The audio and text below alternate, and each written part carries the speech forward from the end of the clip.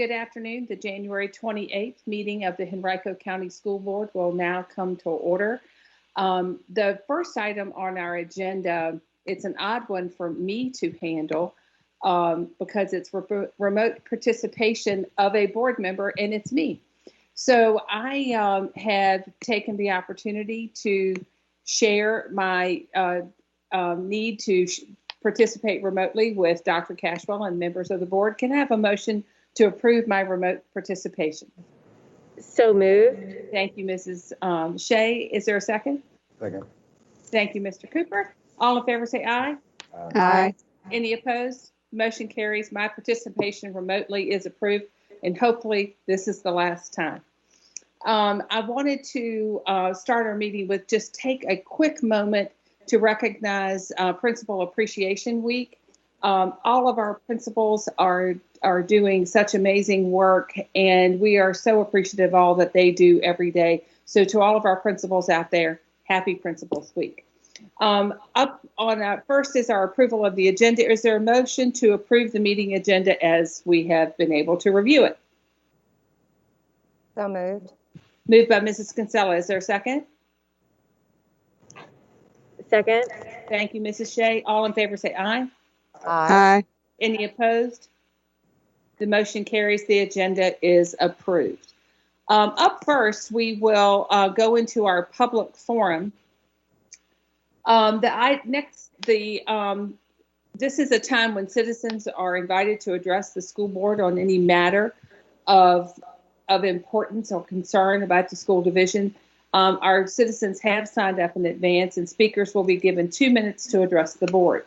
We will follow the sign-up list that has been created, and the board will not hear from speakers who have not signed up in advance. Those who have signed up in advance may not relinquish their spot to anyone else, and we ask that each speaker come to the microphone and clearly state your name, neighborhood, or school affiliation. To assist you in tracking your time, there's a timekeeping system on the platform of the stage.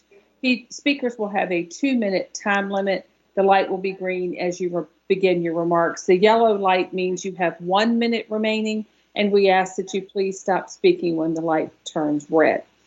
We are here to hear from you today, our community members, and speakers should speak directly to the board. We will not be responding to speakers, but appreciate your attendance here and providing your input. Now, we do have several speakers. I'm going to call each one in the order that they signed up. And our first speaker is Jael Levin.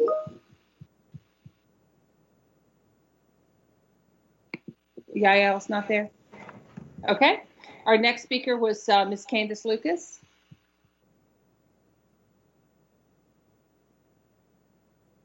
No, not there. And Ms. Tiffany Harris Green. Tiffany, you're with us today?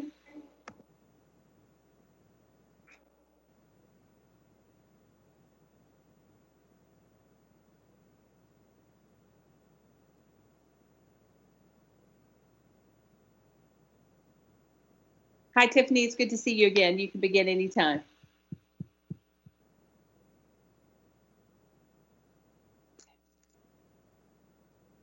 Good afternoon, Madam Chairwoman, board members, Dr. Cashwell. I'm here today because I had to explain to my son why he could not apply to the specialty centers because he was not safe. It is not safe for him as an African-American child who is twice exceptional to go into other places that have major issues with race and discrimination. At this point on Instagram, there is a site that's called Black at Hcps. As of today, I have not heard of any plan to address all of the atrocities that are being posted there. What's going on? My son, at this point, also, he has dysgraphia. It's been over a year, and no one seems to have resources to be able to assist him. What I was told is that he doesn't have dyslexia, so, we'll have somebody help. That's not okay. If you don't have it, create it. My story is not isolated. I could take the time to talk about the Exceptional Education Department as a whole, but I only have 2 minutes. But I encourage you all to ask questions. And beyond asking questions, ask for evidence that things are being done. You all sit here and say that we're hearing, but the application is not happening. The focus seems to be on in-person learning. What are you going to do when students return? What are you going to do for their emotional well-being? What are you going to do for the teachers' emotional well-being? It's a complete mess. And at this point, I have to come here in the middle of the day to be my son's advocate because he's not safe applying to other places that have zero diversity. There's no plan in place of accountability, and his needs are not being met. Thank you. Thank you, Tiffany. Up next is Debbie Casey.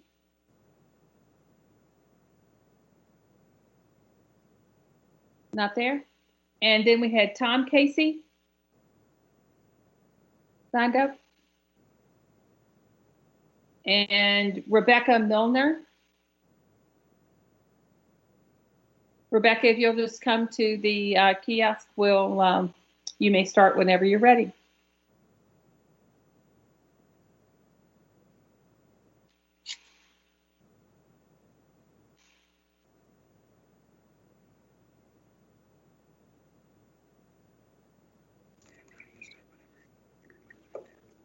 Thank you, Rebecca. Go ahead. Good afternoon, Chairwoman, board members, and Dr. Cashwell. My name is Rebecca, and I reside in the Tuckahoe District. I have 4 elementary age kids. My 5th and 2nd graders are virtual with HCPS, and despite best efforts from their amazing teachers, it is not going well. My kindergarten twins started virtual with HCPS, but we had to unenroll them the 2nd week and homeschool them due to how terrible the virtual school was going. This is no reflection on their teachers. They have all gone above and beyond this entire year, but it was not working for us.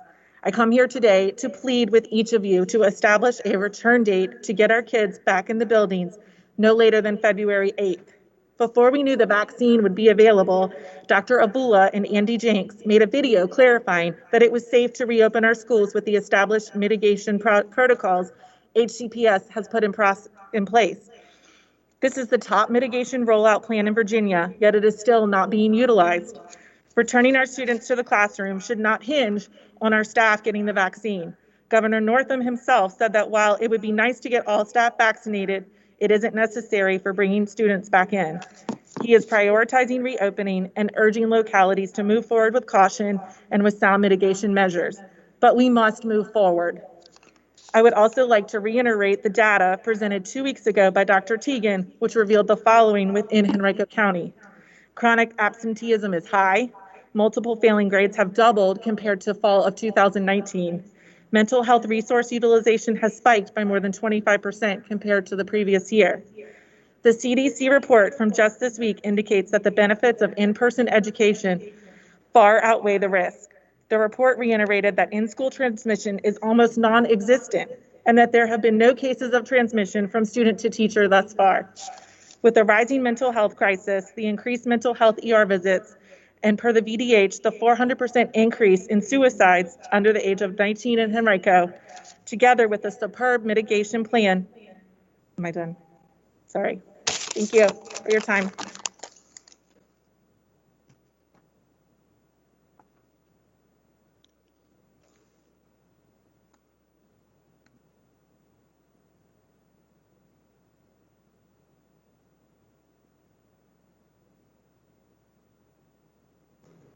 Mrs. Ogburn, you are not unmuted.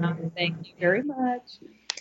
Just wanted to be sure that we noted that we did receive written public comments, and those have been received by all of our board members today, and we're very appreciative of people taking time to come talk to us in person and submit those written comments.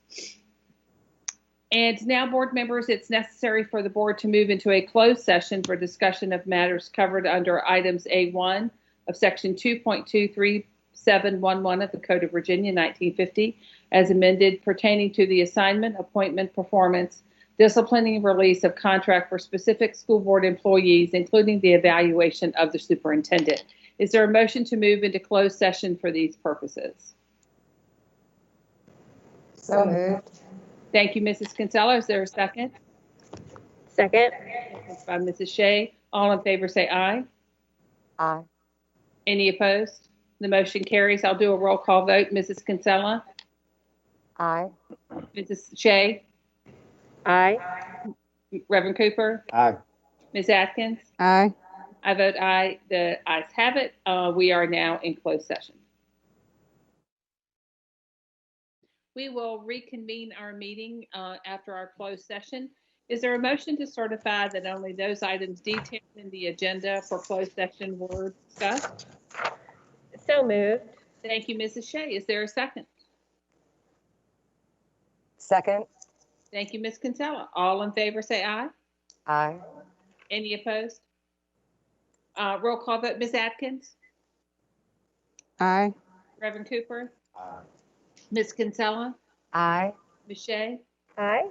And I vote aye. The motion carries. Closed session has been certified. Okay, next, Dr. Cashwell will have our Health Committee report.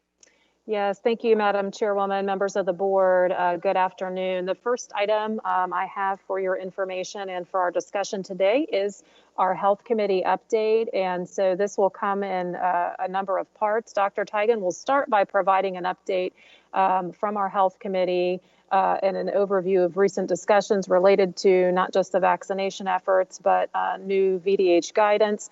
We'll offer an opportunity for some discussion with the board. And then we also have, along with that presentation, an update of the Health Committee's discussion related to athletics for the coming fall season, which actually is happening out of order in the spring. And then also some information from our school leadership team related to potential future programming for academic needs and learning loss as a result of that discussion. So a couple parts to come with this, but without further ado, I'll turn it over to Dr. Tigan to begin the presentation. Dr. Tigan? Good afternoon. Just 1 second, I'm going to be able to share my presentation.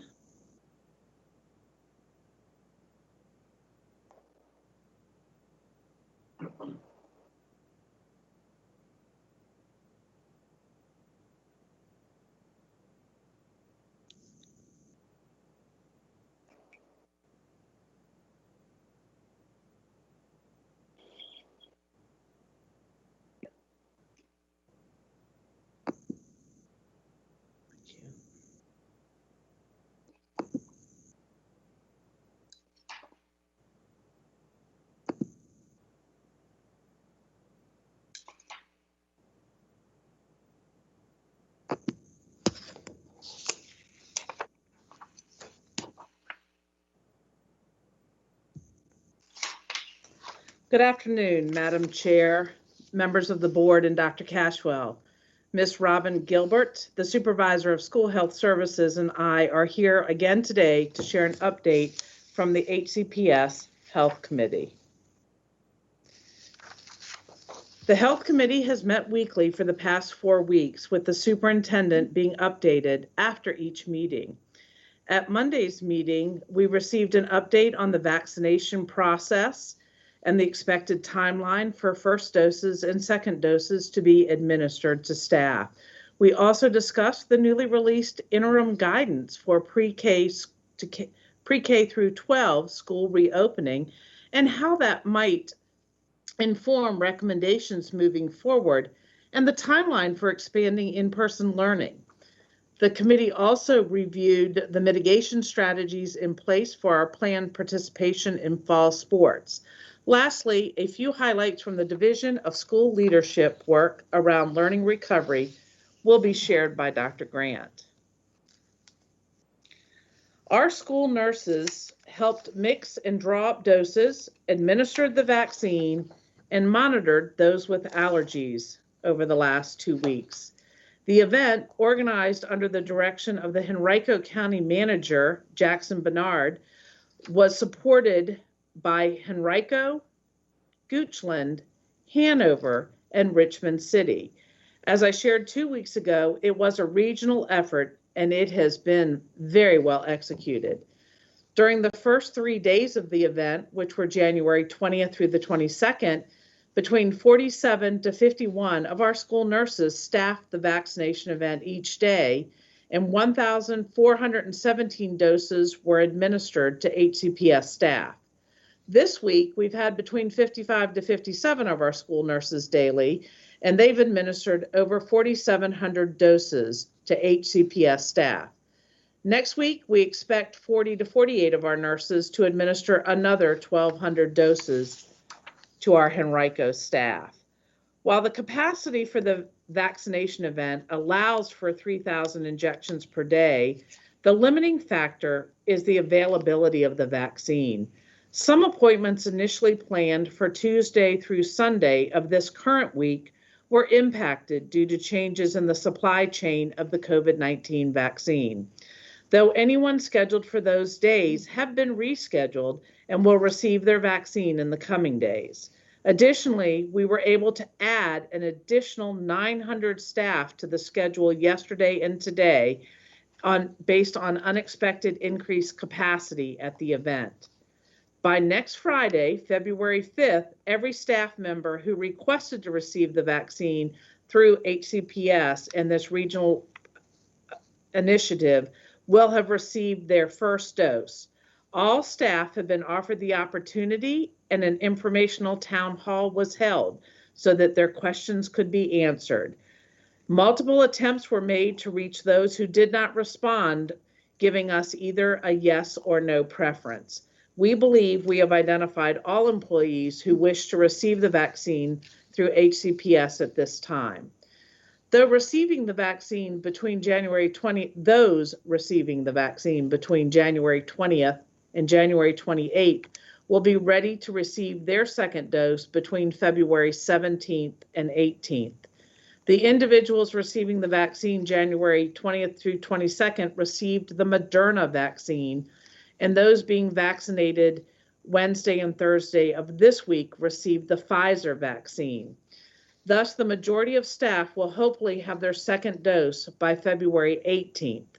We anticipate those vaccinated between January 29th and February 5th will be receiving the Moderna vaccine, but this is subject to change. Any staff member receiving the Moderna vaccine on February 5th would not receive their second dose until March 5th. In other words, by March 5th, we believe that all staff who opted to be vaccinated will have received their second dose.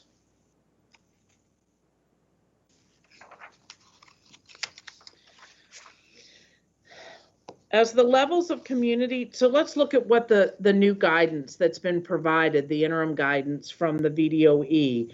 As the levels of community transmission remain at the highest level, this new interim guidance was released for how to reopen schools. This information was released on January 14th and shifted the focus from community transmission to school transmission levels, given the mitigation strategies that are in place.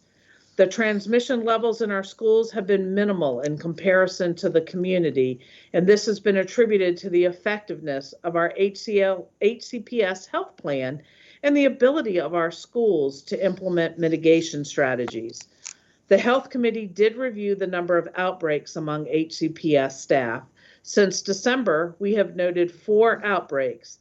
These outbreaks of one person transmitting COVID to another person within the work environment were all confined within work groups or teams. We have not had any outbreaks from interactions between teachers and students as of this week, including limited in-person instruction, as well as having Henrico PAL, the Henrico Education Foundation, and the YMCA providing childcare in our buildings and following our mitigation protocols. This guidance suggests that even at the highest level of community transmission, schools can continue to increase the number of students learning in person when combined with the extensive mitigation strategies that we have in place. However, when community transmission is at its highest levels and schools begin to increase the number of students being served in person, an eye must be kept towards the staffing and capacity considerations as noted on this slide in the upper left-hand corner. The Health Committee has repeatedly acknowledged the importance of the robustness of our mitigation strategies. Even Dr. Avula has affirmed that Henrico schools have exceeded the expectations provided by the CDC and the VDH in our mitigation efforts to ensure that our staff feel safe. Thus, the Health Committee continues to place significant weight on the third core metric of the previous guidance that was provided by the CDC and outlined in their CDC school metrics. The Health Committee discussed when to resume previously planned expanded in-person learning timeline, given our current pause on that timeline due to our prioritization of recent staff vaccine efforts. The committee examined scenarios that looked at the potential of returning to staff after the first dose of the vaccine, as well as those of returning staff after the second dose. Understanding the fluid nature of vaccine availability and the early nature of the effort, there are a number of factors to consider. Based on the current vaccination schedule, all employees opting to be vaccinated at this point in time should receive their first dose by Friday, February 5th. All second doses should be administered by Friday, March 5th, given that vaccine supplies hold. The committee examined one scenario in which, per the new VDH guidance and given our health and safety mitigation strengths, staff might return after the first dose, which potentially would be in mid-February. However, there were concerns brought forth by the committee related to staffing impacts, as well as the potential of future pauses in in-person learning, the possible switch to some level of student asynchronous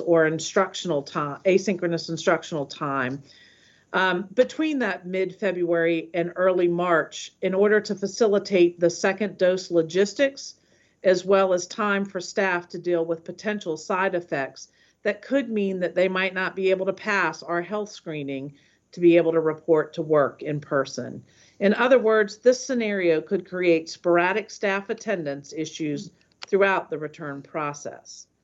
A second scenario considered a staff return after the second dose, which is approximately 3 weeks later and could potentially result in fewer disruptions in staffing and ultimately more continuity once in-person learning commences. However, this would continue to delay access to in-person instruction.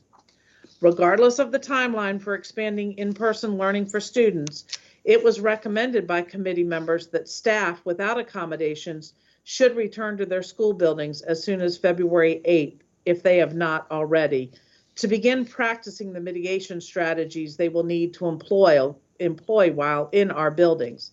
It was also suggested that teachers begin working with the students who will be returning in person while they are still learning virtually to help them be aware of and practice the mitigation strategies needed for in-person learning.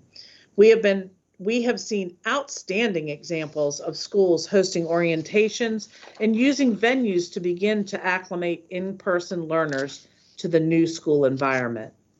At this time, staff recommends that the board consider holding a special meeting on Thursday, February 4th, so that staff may update the board on the vaccine status and that the board may finalize a student return timeline at that point.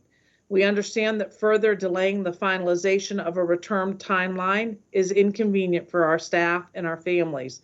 However, it is prudent to revisit this important decision at such a time as staff can provide the board confirmation of sufficient doses to complete the first round of vaccinations.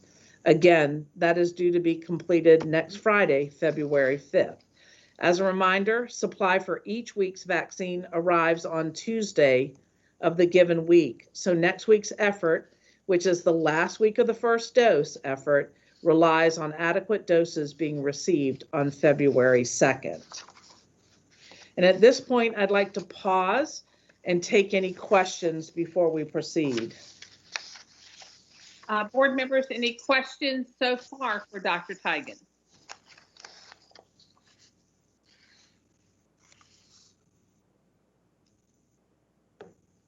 Yes, ma'am. Where would you like to begin? Well, I think what I'd like to do is I'll start with Ms. Kinsella for questions on this part, and then we will kind of go around the horn again at the end. So, Ms. Kinsella, Okay, questions thank you. thus far? Yes, I do. First of all, I just want to express my support for the February 4th recommendation for a meeting. I would like to, and I've heard this from so many folks, that when there is a timeline, they would like for it to be held firm without delay. So I do support the meeting on the 4th for the board. Now let me move into first a statement.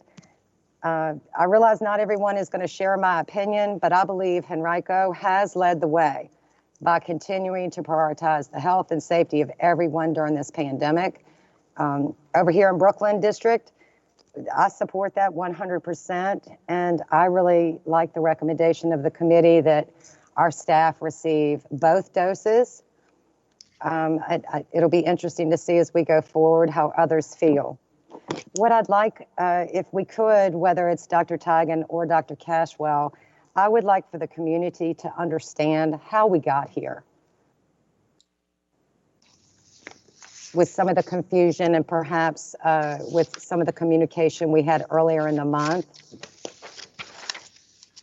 Well, if Ms. Kinsella, if you don't mind, what I'd like to do is, could we, well, I'm trying to think the best way to handle that question.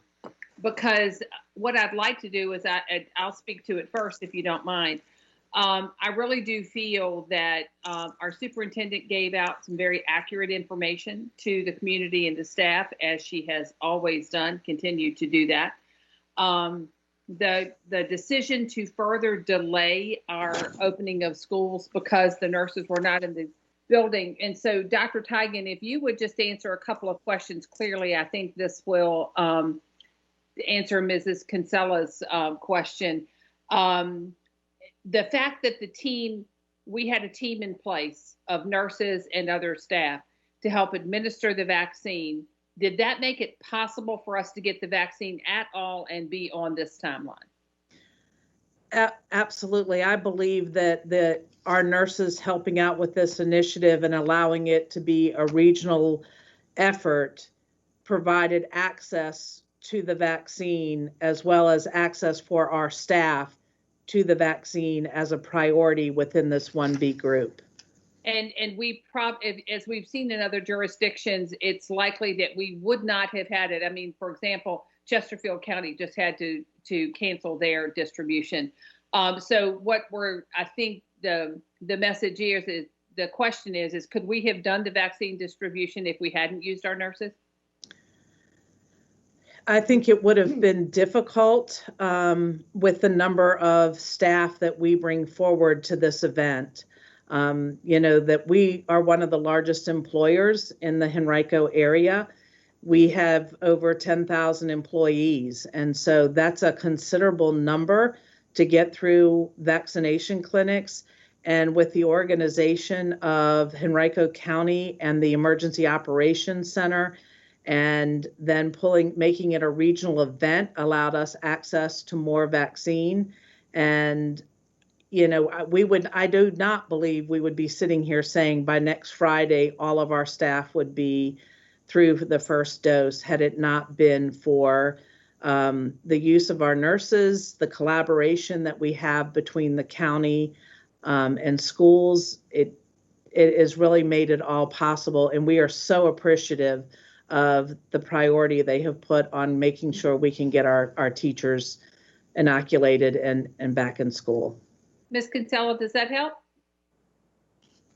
It definitely does. I mean, it definitely does. And I appreciate us taking a few minutes just to explain it to folks, because I know we've all spent time on the phone and answering emails and seeing public comment concerned about what happened. So I just think it helps all the information we can provide to the public as to provide a higher level of transparency. So thank you for that. Thank you. I'd like to know, what have we learned from the other big 6 Virginia school divisions?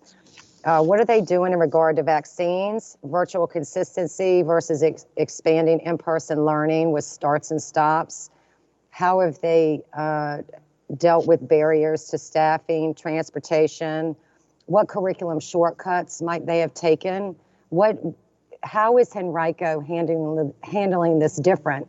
I know because I work with you and everyone on this board and Dr. Cashwell, but I don't think our community understands that what some of the other divisions have done perhaps to get back in person.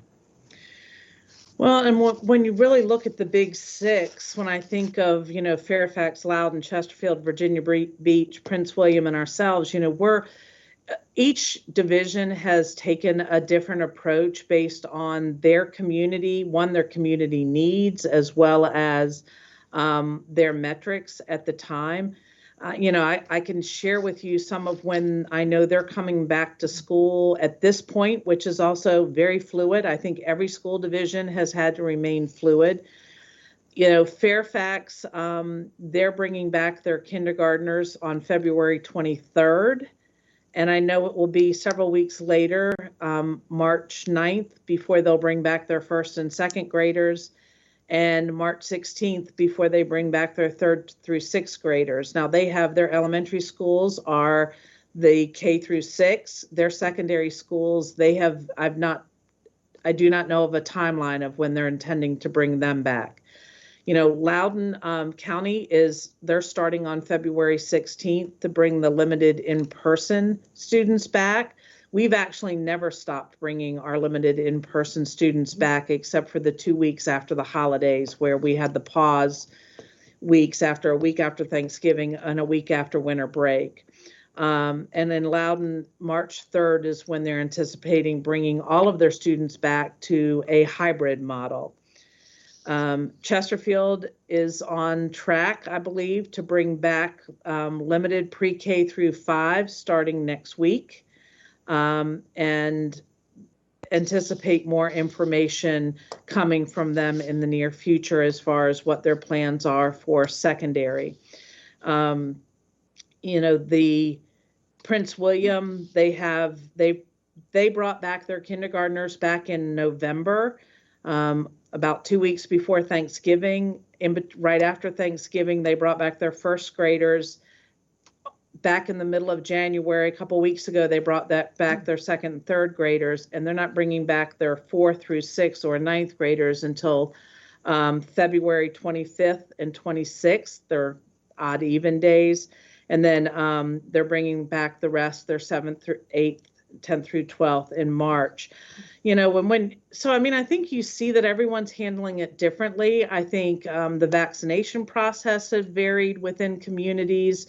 The number of staff that they have, I think in most of these localities, the schools are one of the more significant employers when you think of the number of staff that there are. And, we often talk teachers, but it's a lot of staff that it takes to open up schools. We have had cafeteria workers, bus drivers, and custodians that have been working since the day we closed our doors back in March of 2020. And so there's a lot of other people besides teachers. So it ends up being quite a number of individuals.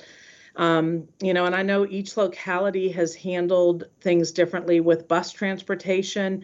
Maybe not in the big 6, but in others where they've come back to school, they provided how many seats they could have and did it on a kind of a first come, first serve. And so not all kids who wanted or needed transportation necessarily were provided that opportunity. I think it's really hard to compare. But I would say that every school system has faced challenges within their communities around transportation, in-person learning, staffing, and some, when I look at our staffing, some of our staffing concerns when we think about clinic assistants, classroom monitors, those are not positions we had pre-COVID. Those are positions to compensate for the changes that post-COVID, right now is providing for us as we work to have kids in school for limited in person and look to expand that to more students. Thank you for that level of detail. It answers some of the questions that I've been trying to actually research and answer in telephone calls and via emails. So thank you for that. Are we concerned about the new strains of COVID and the effectiveness of the vaccine? And will we require double masking given the new strains? We still watch as guidance comes out, and we really depend on the Virginia Department of Health. I mean, I know I heard this morning on the way in to work that, that they're saying that the new strain, they're finding that the vaccines are actually providing a level of, of resistance for those individuals, as well as people who've already actually had COVID, that they're showing resistance to this newer strain.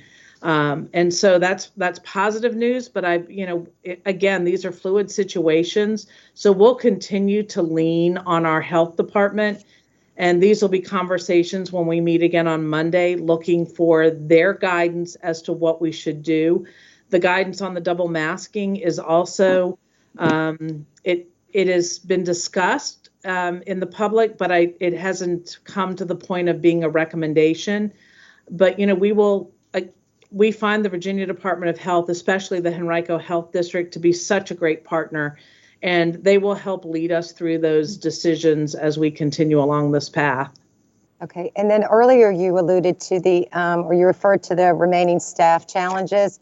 I'm interested in what barriers, once we get past shot 2 for me, what barriers may be left to expanding our in-person learning? Well, we do still have 28 clinical aid positions open out of 62. So while we continue to make progress, we still are seeking people there. And we, I think that when there is a return, some of these positions are more likely to be filled. In the interim, we find solutions to help compensate until we can hire staff. Okay. And then I would just like to put forward, I know in some of our buildings, our principals are actually the emergency clinic aide, nurse aide, or nurse. And I would just like to put forward that I am concerned that they just be viewed as emergency only, not a permanent staffing solution as part of our mitigation plan. Absolutely.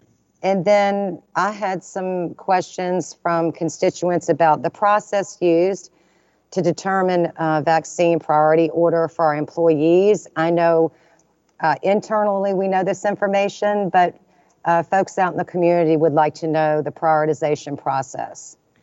Yes, there was a prioritization process. We had taken all of our staff and those who were already working with the public, with students, whatever employee group, they were the highest priority, along with those teachers that were coming back for in person.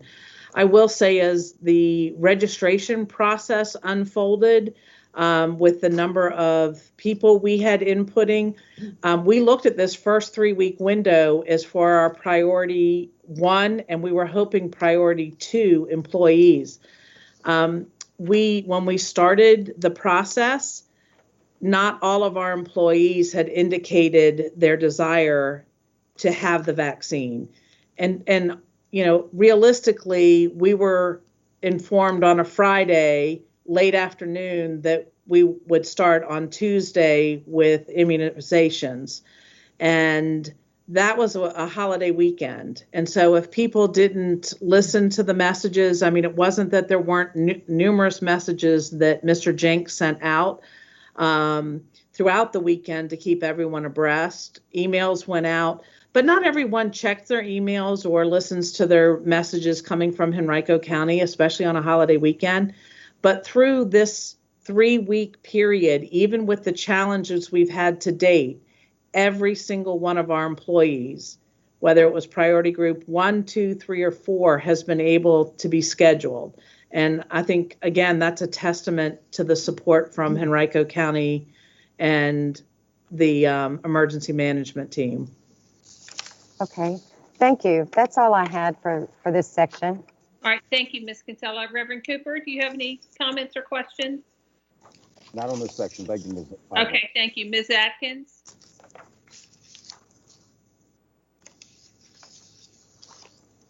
Yeah, I do have a brief statement, I think, and just, just being very candid with the public. The challenges of this pandemic is certainly training many of us to tap into a level of possibility, a level of creativity, to move us forward toward the goal of expanding in-person learning. I was there on day 1 and had the experience of watching our nurses and support staff in action, and they did nothing but demonstrate excellence in their ability to make this large effort a reality. I think that it would be wise to confirm the amount of vaccine that we get in on that Tuesday before any sort of timeline can be shared or even discussed.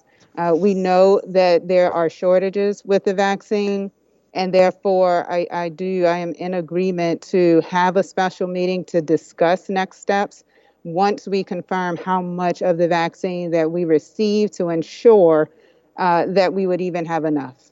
So that's my brief statement. Okay, thank you, Ms. Atkins. Ms. Shea? Thank you. I want to agree with my colleagues that I think it's important to have a special meeting next week. I don't want our constituents have to wait a whole another 2 weeks until our next scheduled meeting for us to continue these conversations on how to move our division forward. I have a couple of questions, but first I want to give a huge shout out to all of those who have made this vaccination event possible, from Dr. Tigan and Dr. Cashwell working hard, advocating to get us access to this vaccine, to I saw Robin Gilbert when she popped on. It looks like she's out at the raceway today as we speak. And also to Sean Terry, who ran the tech team to figure out all the logistics to get people scheduled. It's really been a terrific effort and so efficient and so well done. So thank you. So a couple of questions. I believe you already asked the first one, but to just kind of continue to clarify the point. How are we able to be prioritized for vaccine supply when other districts are struggling to acquire adequate doses? Truthfully, the increased access to vaccine is a result of having the regional incident management team. The more vaccine doses that are administered, the more vaccine that comes. And so that keeps the flow coming, not only for our staff, but for our community. As this weekend, they're doing a big event for those who are 65 and older with other health conditions. That's not, the Virginia Department of Health is really running that, but the fact that we could all make this happen is because Henrico is efficiently and effectively immunizing the individuals in the various groups and doing it quickly, and that will keep vaccines coming. That's awesome. So the utilization of our nurses has really moved us up on the priority, not only for us, but the entire community as they look at immunization events. Yes. Assuming that the supply comes in next Tuesday, as we're expecting, and we can have all of our staff vaccinated by February 5th. How are our nurses going to be utilized between February 5th and then when they're giving the next dose? They will be back in our buildings working, and they may be working shifts at the Richmond Raceway evenings and weekends, that we've given them permission to continue to help with the initiative outside their work hours. And if needed, we would certainly collaborate with Henrico County and the emergency management team as best as we can if they continue to need our nurses' support. So between our two doses, if they're happening as scheduled, our nurses are no longer bound during their school contract hours to the vaccination event. They won't be moving to other health districts to continue this effort. Not to my knowledge, no. Thank you. I think there's a lot. I have gotten quite a few emails about that and a lot of misinformation. So I appreciate you clarifying that. Did the health committee's recommendations on the impact of staff vaccination vary by level between elementary, middle, and high school? No, they have not varied. It's been about staff in general. Again, not just teachers, but staff. Thank you. On slide 4, when you were talking, you mentioned when community transmission is at the highest, we need to keep a careful eye on staffing and capacity considerations. Can you just explain briefly what you mean by staffing and capacity considerations? Well, as we have seen from other school divisions that have been face-to-face, some of them since the beginning of the school year due to other challenges within their community, we anticipate that when we bring back more and more students, we probably will have at some point student to staff or staff to student transmission.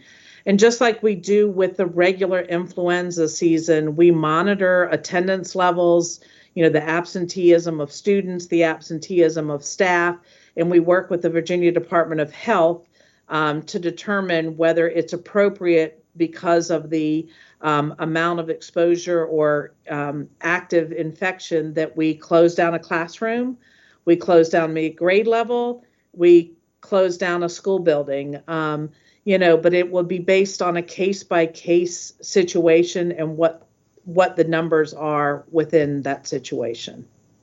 So I get quite a few emails from constituents in my community that say they will do absolutely anything to open schools and keep them open. So, it's sounding like to me, but with this, what you just explained with the staffing and capacity considerations, partnered with the piece you were talking about earlier about the openings for clinic aides and classroom monitors, that one great way to support our schools staying open would be to apply for and help fill these positions. It would be a great way for the community to support schools being able to stay open once they're opened. Is that a correct? That is a correct statement, and I'm sure that there's an HR position in your future. Yes, I will. I wish I knew the website. I would just spout it off. Well, I appreciate you taking time to answer those questions. I want to spend just a brief amount of time, kind of walking through, kind of like Ms. Kinsella said, but how we got to where we are. I am an educator by trade. I do have a degree in science, but it's in physics. It's not in medical sciences, and I have a degree in education. So, when I look at all of this data, I think all of us can find anyone saying anything on the internet, right? And so we have to rely on our vetted sources and our vetted experts that consult with us, including the VDH and those on the health committee. And so I've been working really hard to put the pieces together on how we got from the fall to the beginning of February or January announcement to where we are at the end of January and kind of what that means as we move forward. So if y'all will, bear with me a little bit, I'd like to walk that out a little bit. And Dr. Tigan, if you will interrupt me if I go awry.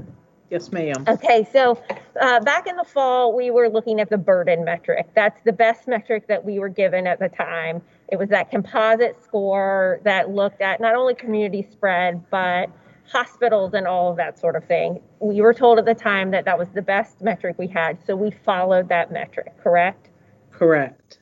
Then after that came out the metric, which kind of looked like stoplights, right? With the red and the green and the yellow. And we had those 3 core metrics, but we were told at the time to focus mainly on the community spread metrics. So that's what we did, correct? Yes, ma'am. Okay. So now the experts who have a whole career of knowledge, more than I do as someone just in the public, are saying that really it's the in-building mitigation that is the most important part, correct? Correct. They have, Okay. they have done research and have more data as time has gone on. Yes. Well, and I think about how much we've learned in the last 6 months that we really didn't know about the virus. We really didn't know about school transmission. And we have a lot of data that is supporting the assertions of these experts. So they're telling us that it is the in-building mitigation that is the most important factor. And, we have a fantastic mitigation strategy, which is evidenced by the fact, like you said, during both in-person learning and childcare in the buildings, we've had no child to teacher transmission this whole year so far. And so is that what led to the January 5th announcement that we were going to go back on the 25th? Yes, ma'am. Okay, because I know a lot of the community felt like it was kind of whiplash, but it really was an evolving of expert recommendations and, us following what the experts said. Yes. Okay, so then we get towards the end of January. I'm getting ahead of myself in 2021. The next week, we found out we would have access to the vaccine. The next day. Oh, okay. Yes, the next day. Okay, so that was the next morning was the governor's announcement. So when we changed our plan to utilize our nurses in order to have greater community access to this vaccine for the better good, essentially, we decided to postpone opening schools. Why? I think some of that is related to we weren't sure how long it was going to take to get everyone immunized with their first shot. There were just so many unknowns, and really that's why there wasn't a timeline put on it, because we felt like we needed to remain fluid through the process, and it has occurred much quicker than we actually anticipated it would. Which is fantastic. So the decision wasn't changed on, I believe it was January 12th. It was not changed because the mitigation in the building it was decided it wasn't safe, correct? Correct. So the in-building mitigation is still safe. So wouldn't it be then having the vaccine on top of that is just improved mitigation, even up higher than when we were told it was safe on January 5th? Correct. It was the fact of that vaccine becoming available to our staff and our nurses helping with that initiative. Which I totally support, using our nurses for the initiative. I think it was the right thing to do. It was the right thing for our staff. It was the right thing for our community. But I wanted to lay those pieces out on how those decisions were made and how they all locked together. So I really appreciate your time and my colleagues' time on letting me kind of transparently and with your help walk through that for the community on how all those pieces came together. And with that, I am done. Thank you, Dr. Teigen. You're welcome.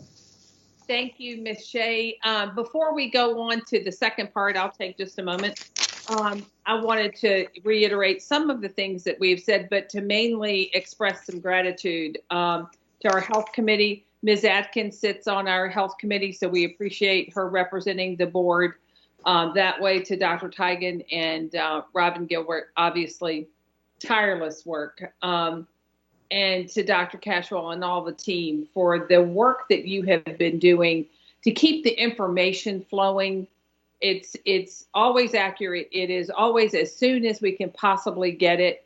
And so for that, we are extremely grateful. And to our nurses, the fact that our nurses went through special training, they have gone the extra mile and have pivoted from their normal job duties to go out and inoculate everyone. I am sure everybody has received messages from our teachers and our staff members. And several of them have posted pictures on social media. I've had a couple of teachers send me a picture with their little ticket showing that they got their vaccine, and with this huge smiles on their faces. They are so appreciative of being prioritized, being valued, which we have, we've said this time and time again, that we are putting health and safety first. And, basically it's a shot in the arm that is proving that we are really doing that. And I think it is a shining example of how when we all work together, things can go so well. The teachers and people, and I'm sure those of you who were able to go to the vaccination event, was so organized, so well done, and everybody's so appreciative of that. But going back to our nurses, I just want to be sure that we have gotten the message across correctly, that our nurses were essential in this process, that this would not have happened for our employees. And if we hadn't provided, or helped to provide, I should say, the structure to administer the vaccine. And we're seeing this as the breakdown in other communities. So we have done that, and it's not only for the benefit of our teachers and our staff, but as Mrs. Shea said, the community as a whole. And like I said earlier, Dr. Cashwell and her team have been so proactive in getting correct and accurate information out there. And we pride ourselves in doing that.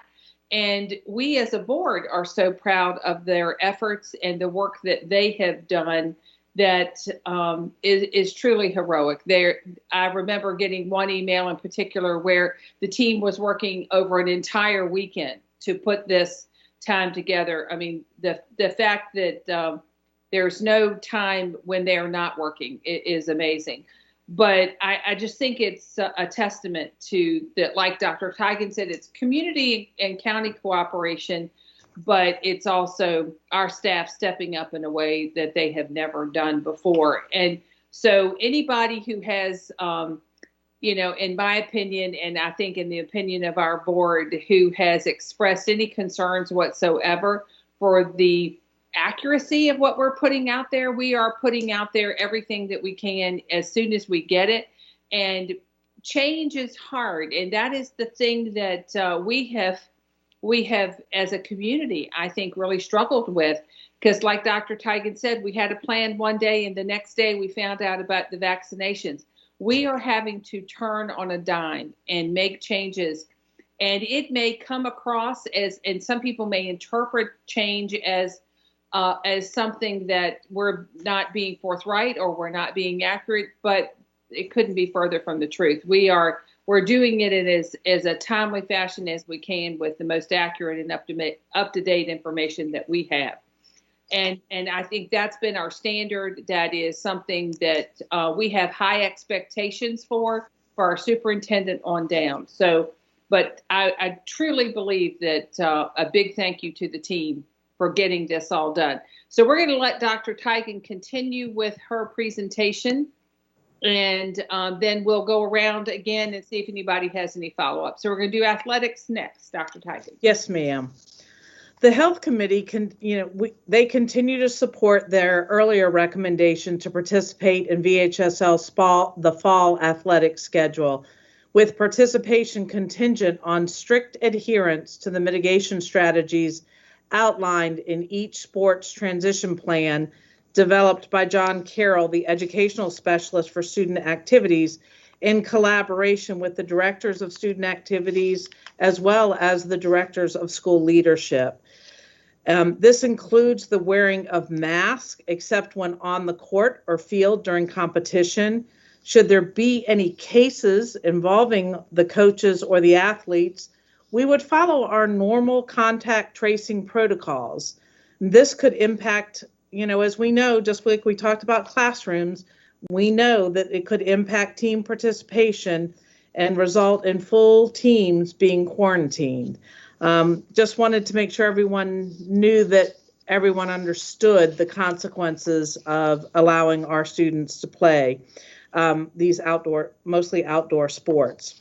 Football and competition cheerleading are slated to begin their season on February 4th, and then our other fall sports will begin on February 15th. Our athletes will be playing a county schedule that includes all 9 Henrico County high schools and Maggie Walker. This is a result of Hanover County Schools' decision, an announcement that was made earlier today, that part of their mitigation plan is not to play teams from other school divisions. And so that's why we'll be playing schools within our division, since Hanover will not be playing with our schools.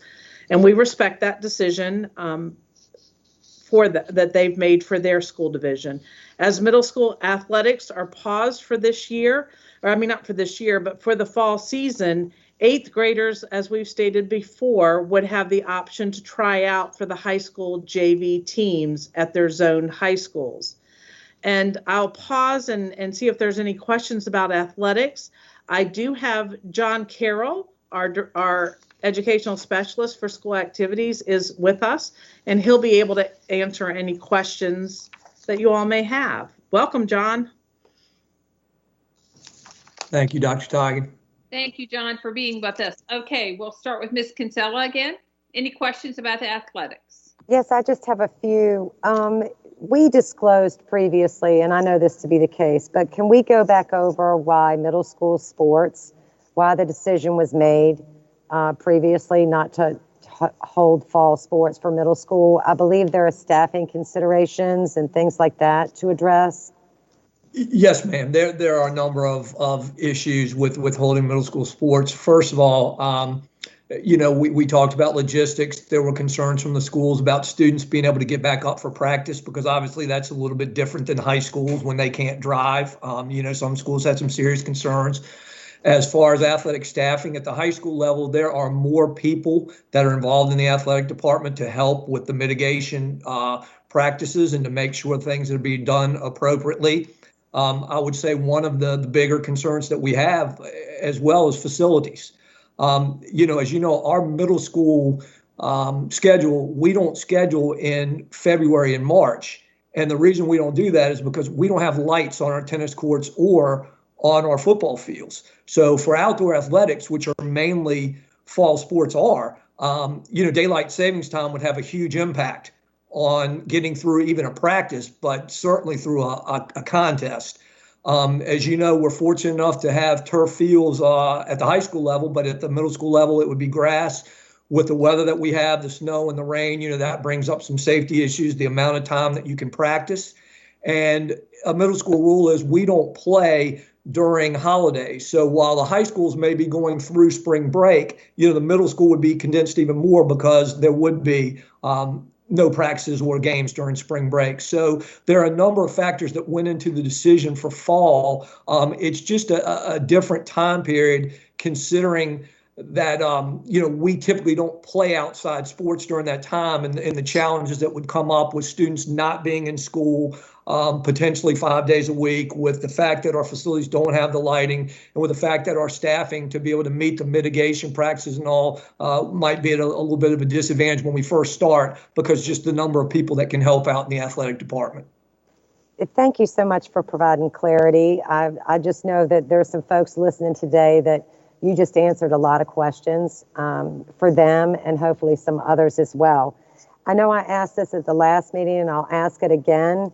Do we expect the plan for fall or spring sports to change outside of perhaps things associated with the mitigation plan or any cases outbreaks we may have?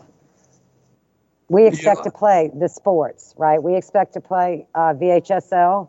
Yes, ma'am. We are fall sports. We're moving forward next week with our first tryouts. As Dr. Tigan said, on the 15th will be the second group. For the spring sports, we intend on going forward, with the VHSL, and we're discussing the middle school spring sports currently to determine what we're going to do with them in the final season. Okay, thank you so much. Yes, ma'am. Madam Chair, that's it. Reverend Cooper, any questions on athletics? Yeah, real quick, Ms. Carroll. So how intimately involved were the athletic directors in assisting you, along with the building leaders, in the plan that are following for our sports? Yes, sir. That's a great question. We received guidelines back in the summer from the Virginia High School League and the VDH, Virginia Department of Health, on how we could return to participation. We took those guidelines. We have probably met every week to every 2 weeks to create mitigation plans. We actually have about a 26-page mitigation plan overall for the county, and then we did sport-specific transition plans for each group. So the DSAs were involved in the mitigation plans and creating those, brought up any pros and cons of the plans, but we did work together to create the mitigation plans. So do you feel that the athletic directors and the building leaders feel very confident in what we are projecting and what we are following?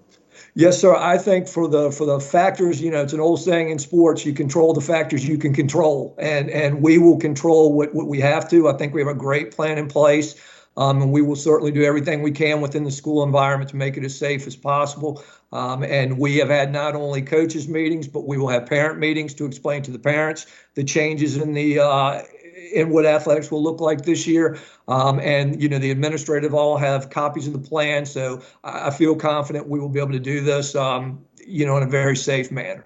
Thanks for your hard work, Ms. Curl. Thank you, Madam Chair. Yes, sir. Thank you. Ms. Atkins? Thank you so much, Mr. Carroll, for all of your work in this. Can you please share with me the involvement from the parents of the athletes? Have they shared their thoughts with you? I have not. I have had, some emails and things when decisions have been made, but indirectly, I know that the director of student activities, they're having parent meetings. I know, as a matter of fact, I'll give you an example. Tucker had one last night. What they did was they took questions from the parents through the chat room of a Teams meeting. They're getting back to the parents on those responses. They said that last night was very positive over at Tucker. Parents are excited. They're looking forward to moving forward, and just have some in-depth questions about our plan, and, which is certainly out there to see. And the DSAs will answer any questions that the parents have in regards to concerns with the upcoming season. Thank you. Can you please share that schedule with me? We don't have to do it in this forum, but I would like to see the schedule to ensure that all high schools receive that level of engagement and that it's done equitably. So at some point, at a later point, I'd love to see the schedule to ensure that we're being equitable in those conversations and parent engagement. Yes, ma'am. Absolutely. I will get you the list of the parent meeting dates and times. Thank you so much. Yes, ma'am. All right. Thank you. Ms. Shea? Hey, Mr. Carroll, it is great to see you, even though it's virtually. Ms. Kinsella covered my first question. I really appreciate your in-depth explanation on why middle school athletics are different than high school athletics. I heard you mention that spring sports are being considered for middle school. And so just to be clear, the middle school is following the same quote unquote schedule as the VHSL high school, hypothetically, where fall would be right now and spring would be a abbreviated schedule later. So we're considering that abbreviated later spring schedule for middle school. Yes, ma'am, that would be correct. We're in talks now to take a look at that. As I said, it would probably have to occur sometime after spring break, obviously, because one of the things we'd want to avoid if we decide to go in that direction is to overlap with what's being done at the high school. So we would need to figure that out. Right. Thank you so much. Your answer there was so informative to Ms. Kinsella. I learned a lot and took a lot of notes, so I appreciate that. My other question has to do with, Dr. Teigen mentioned that players will be expected to have strict adherence with a mitigation plan. My question for you is that mitigation plan, is there a sort of code of conduct for the athletes that include COVID safe expectations off the field, like outside of practice, in order to keep all players and coaches safe? Well, that's a great question. I will tell you this. One of the things that we talked about in the meeting with the DSAs that really needs to be reiterated in the parent meeting is for us to do this successfully, we're all going to have to be on the same team. And as I said before, we can control what's going on in practice, but the community involvement outside is going to be a key piece because, if things are done on the weekends that we can't control and then that's brought into practice, that could impact an entire team. So it is one of our points of emphasis in the parent meetings. And it is something that we are going to speak, and the coaches I know have already spoken with their athletes that, it is a major point of emphasis that to get through the season and to be able to do it, because quite honestly, when you look at some of the other sports localities and sports that have participated in the wintertime, they have taken quite a few pauses and have had some real issues. And so we're hoping to avoid that as much as possible, even though it may be a reality. But to do that, we're going to have everybody on the same page and on board, even when they're not at school, doing the right things. Yeah, I think that's absolutely important. And, looking at how college athletes, the expectations college athletes and pro athletes have had in order to make these sports happen, I think really communicating those expectations very clearly to our parents. It is a privilege to participate in sports. And I am glad that, the students, especially from the mental health aspect, will have some opportunity to do that, but it comes with expectations, and like you said, we're all on the same team, and the actions of one affect the outcome for all. So thank you for your work on that, and continuing to get that message out. That's all from me. Yes, ma'am. Okay, thank you. And Dr. Teigen, let's continue on. Thank you, Mr. Carroll, and thank you, Madam Chair. At this point, I would like to introduce Dr. Ingrid Grant, Chief of School Leadership, and she will share the initial work of her team collaborating with the Division of the Learning Team around learning recovery as parents begin to ask about summer plans. Dr. Grant? Thank you, Dr. Teigen. Good afternoon. Given the abrupt emergency closure of the 2019-2020 school year and the unique nature of the predominantly virtual 2020-21 school year, we continue to monitor student progress to address issues related to learning loss and/or learning gaps. Current efforts are underway to allow for not only daily remediation and assistance, such as through extended service time at the end of the school day, but also more chances for one-on-one support virtually and in person. School administrators are working with their staff to plan for expanding our current limited in-person experiences to include students beyond the original prioritized groups, with an express focus on students who are not making grade level progress at this time. Looking forward, to ensure that students are prepared for the next grade level, the Division of School Leadership and the Division of Learning are working on plans to address learning gaps and learning loss through a rigorous in-person summer academy. Supports for students in K-5 would be provided for students performing in the lowest quartile in reading and mathematics. Students in grades 6 through 8 who were not meeting grade level expectations would be expected to participate in summer academy before being promoted to the next grade. High school students continue to have access to remedial coursework as well as academic extensions. ESL and Extended Year Services, ESY, would be included in the summer programming lineup. Traditional high school programming will also be offered, from remediation to acceleration. The teams continue to explore other possibilities to propel students forward. For example, they're discussing other potential approaches, such as expanding learning time for all students in 21-22. This additional learning time could mean extended school days or an earlier start to the 2021-2022 school year. The administration continues to engage in these planning efforts and will bring the board any recommendation that may necessitate examining an earlier calendar or schedule changes for school year 21-22 by March. Again, efforts and planning related to school year 21-22 are exploratory only at this point, with no formal recommendations for a calendar adjustment is being made at this time. And now we'll turn it back over to Dr. Teigen to wrap up the presentation. Well, and I'll pause and see if anyone has any questions for Dr. Grant. Any questions, board members, for Dr. Grant? Mrs. Shea. Thank you. I'm really excited to hear about the expansion of in-person learning. I know I brought that up 2 weeks ago as a priority for me, especially for our elementary school students until we can return to the building. When should families plan to hear from their school if they're included in the in-person expansion? Currently, our school leaders are working with their teams to identify students beyond their original target group who would benefit, and parents should hear directly from their building principal about the possibility of their child participating in additional in-person learning, and transportation will also be provided if the child participates. Thank you. So if a family has a question about maybe what in-person expansion might look like at their school, or if their child is being included, they should direct those questions to their school principal, or is there a better place? To their school principal. Thank you so much. That's all I have. Thank you. Anyone else? Ms. Atkins?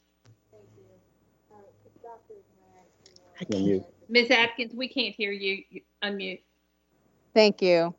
I'm not sure if these next line of questions fall into this particular category. However, when I see learning recovery rates, it does sort of fit.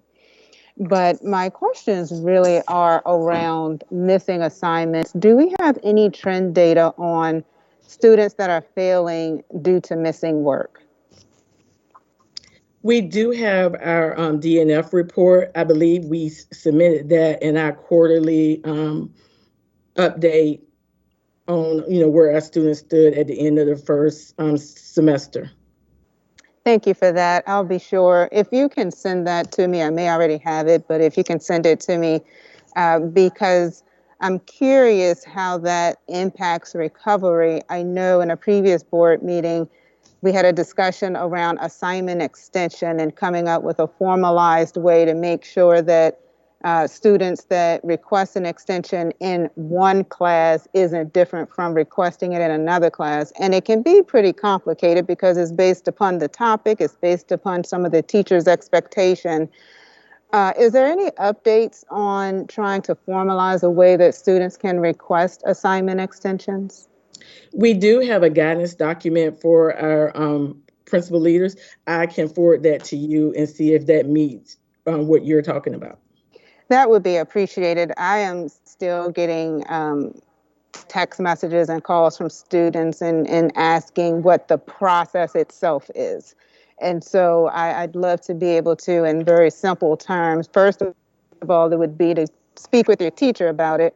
But on the other part of that is because we're virtual and students trying to connect with teachers and understand expectations, it would be good for me to be able to share that in some very simple ways. So I really appreciate that. The other question is, are we capturing data on how many students are taking advantage of teacher office hours? I will have to get with the Division of Leadership Directors and to see where we are with that and get back with you. But teachers are expected to have office hours to assist students when needed.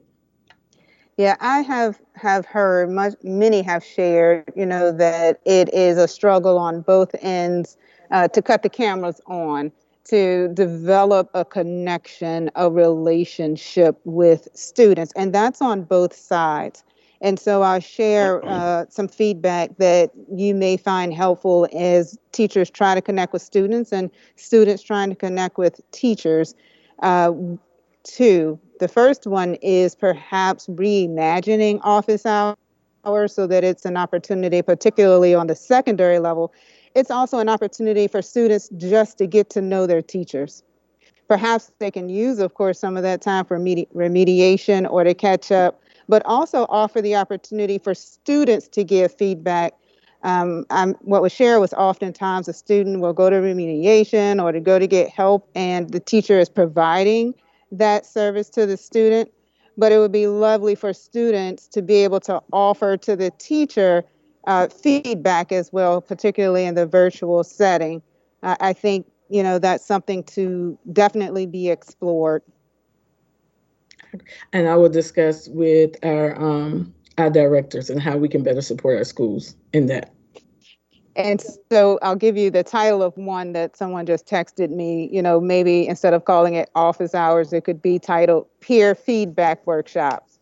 Okay. So you can take that as wherever you want to, but just a lovely way for teachers and students to connect in building just the relationship. Thank you. My pleasure. And that's all that I have. All right, thank you. Reverend Cooper, any comments at this point? Well, you know, I'm just real curious about the Summer Academy, Dr. Grant. So I'll let you all kind of get to work with the first draft on it. But I'm so grateful that you were very specific in mentioning gaps and loss, because we do know that for those who were a little bit behind prior to COVID-19, that this pandemic has exacerbated, you know, where they were and where they are now. And so we need to take every effort we can to assist them to not just, you know, coming back to pre-COVID, but exceeding where they were pre-COVID. So I look forward to kind of talking to staff and Dr. Cashwell to see what our thoughts are, the framework, and putting the meat on the bone, if you will. So I'll just hold it until I kind of get a sense of where we're going and what we're going to do. Okay, thank you. And Ms. Kinsella, did you have anything at this point? Actually, I do. Okay. Dr. Grant, thank you for the presentation. When the timeline was announced, and I don't know if this really falls into what you just presented, but I'm certain the team has any. If you don't have an answer, then you can get back to me with an answer on this. When the timeline was announced in October, and families made choices whether to be virtual or expanded in person when we do go back in person, have we thought about will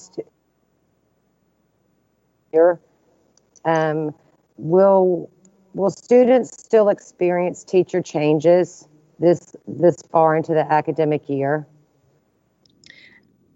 There might be some certain circumstances that they might experience some some teacher changes. However, a lot of our teachers have selected to do the hybrid parallel model. And so they're not as greater numbers as we thought we were going to have. So a lot of our kids will be able to remain with their current teachers, but there will be some teacher changes. Okay. And really the plan is to stick with what has been planned previously. Okay. I've just heard about that from a few constituents, so I wanted to make sure I asked that. And then with the end of second quarter tomorrow, when might the board expect a presentation on second quarter results? We're expected to have everything due to us by February the 12th, I believe. And then soon after that, we will be able to update the board. Okay.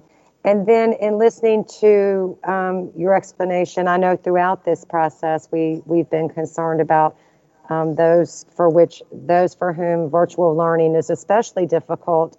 But looking at your summer academy, it's those who are struggling the most. Do we expect to expand it greater than we normally would? Because that's what summer academy usually has been. Having been a mom of a participant in summer academy, it's always been for those that need it most. Are we looking at expanding the enrollment perhaps in additional sites at this point, or have we just really begun conversations? We are looking into that. We just begun conversation, and a lot of it also will be dependent upon how much personnel we have available during the summer school. The more teachers we have, the more opportunities we will have to bring our students in during the summer. And it's also, we've had conversations of how important it is to have access to the summer programs within the community. So trying to really make sure we have additional sites across the county. Yes. Thank you for that. I mean, if I just may say, I've had numerous requests from K-12 for robust, whatever the plans are, is that they be robust. And then lastly, families with struggling students. Can you please just, I know Ms. Atkins just talked about extended services time. Can you please explain some of the supports that we put in place this year to help our students and families that are struggling virtually with academics? Via emails and calls from counselors and things of that nature? Yes, ma'am. Our teachers reach out to our parents. Our principals are reaching out to our parents. In addition to, staff members are making home visits to so that we can reach the kids that are not necessarily always, in tune to day-to-day virtual learning. One of the other things that we're doing right now is trying to increase our limited in-person.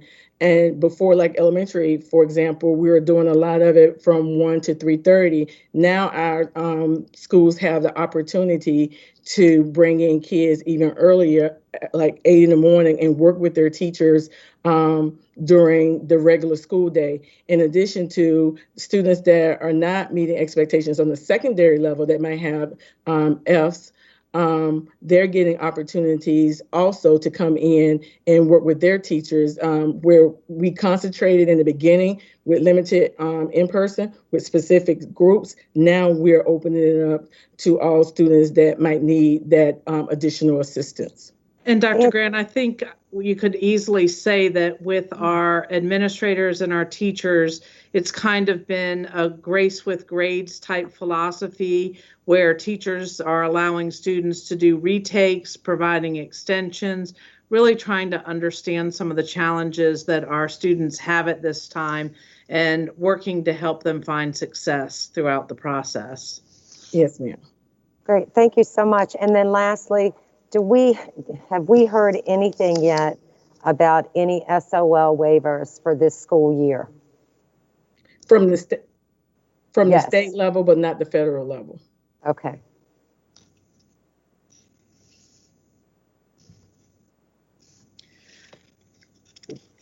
Ms. Kinsella, was that all? Yes, that's it. Thank you. Thank you. Dr. Grant, you said, I just want you, if you don't mind, to expand on that last statement. You said you've heard from the state level. What was it that we've been told, or is there more to come?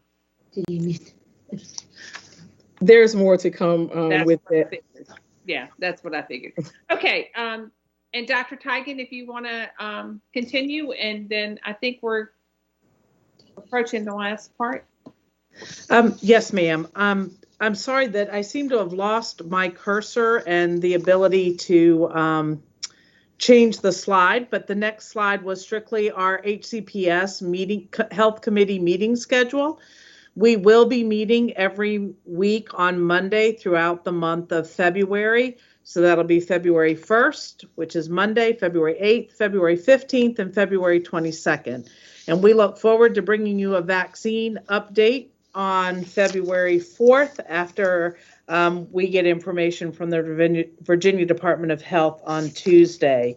And so at this point, I just would like to echo some of the gratitude you shared for our nurses and all of the individuals that helped with scheduling the vaccines and the people who worked on a holiday weekend and a holiday itself to make sure that everything happened.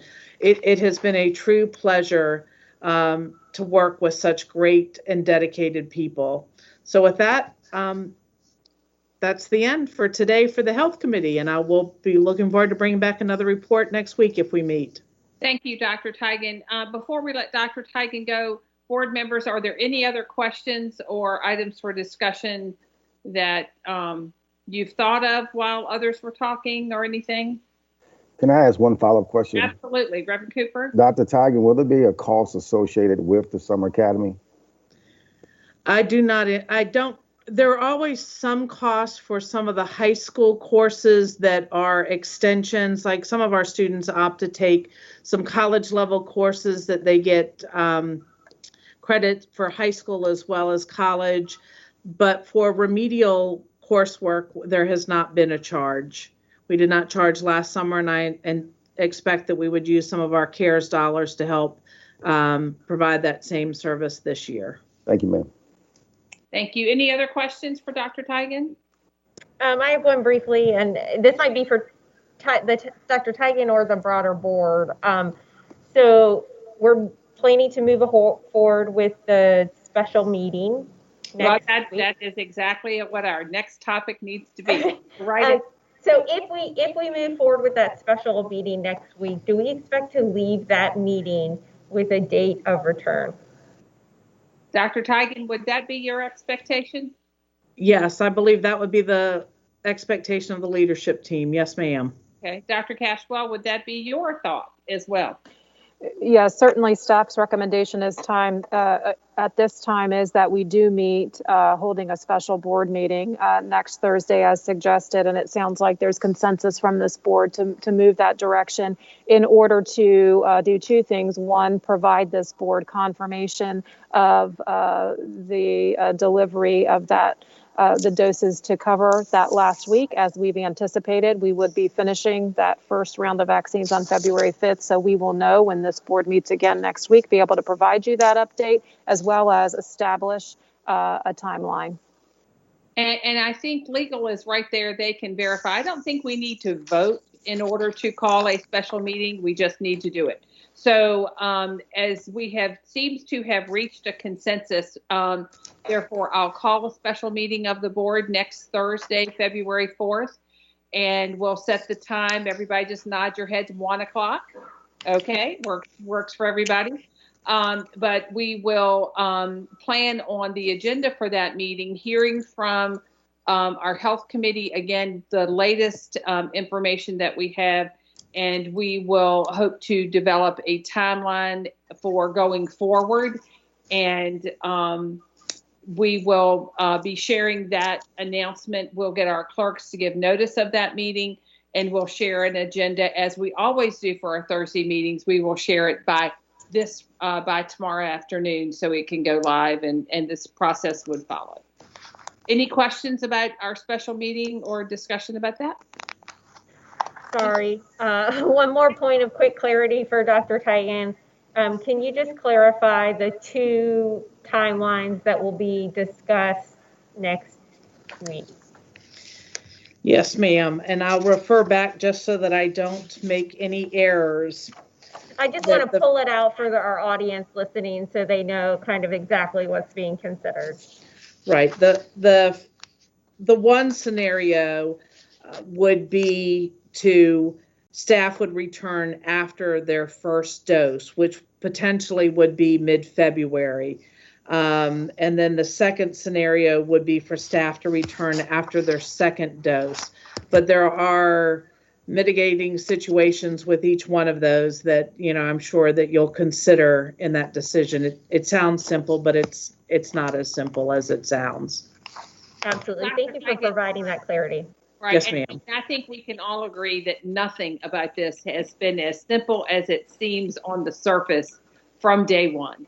And I think I can speak for all of us that the whole community is indebted to the work that you and the team have done on the health committee, and to Dr. Cashwell for representing us so well and making things happen. It is change. Like I said earlier, change is hard, and we've had to make changes, but we've done them with the best information that we had. And I've said this a million times. There is no book sitting on a shelf. This is what you do in a pandemic. So we are doing the best that we can, and really appreciate the fact that you're bringing the best recommendations of the health committee to us in the time. Thank you. It truly comes from the superintendent on, as far as her leadership. Absolutely. And the leadership of the board is so critical in everything we've done for the last almost year. Ms. Kinsella, did you have another comment?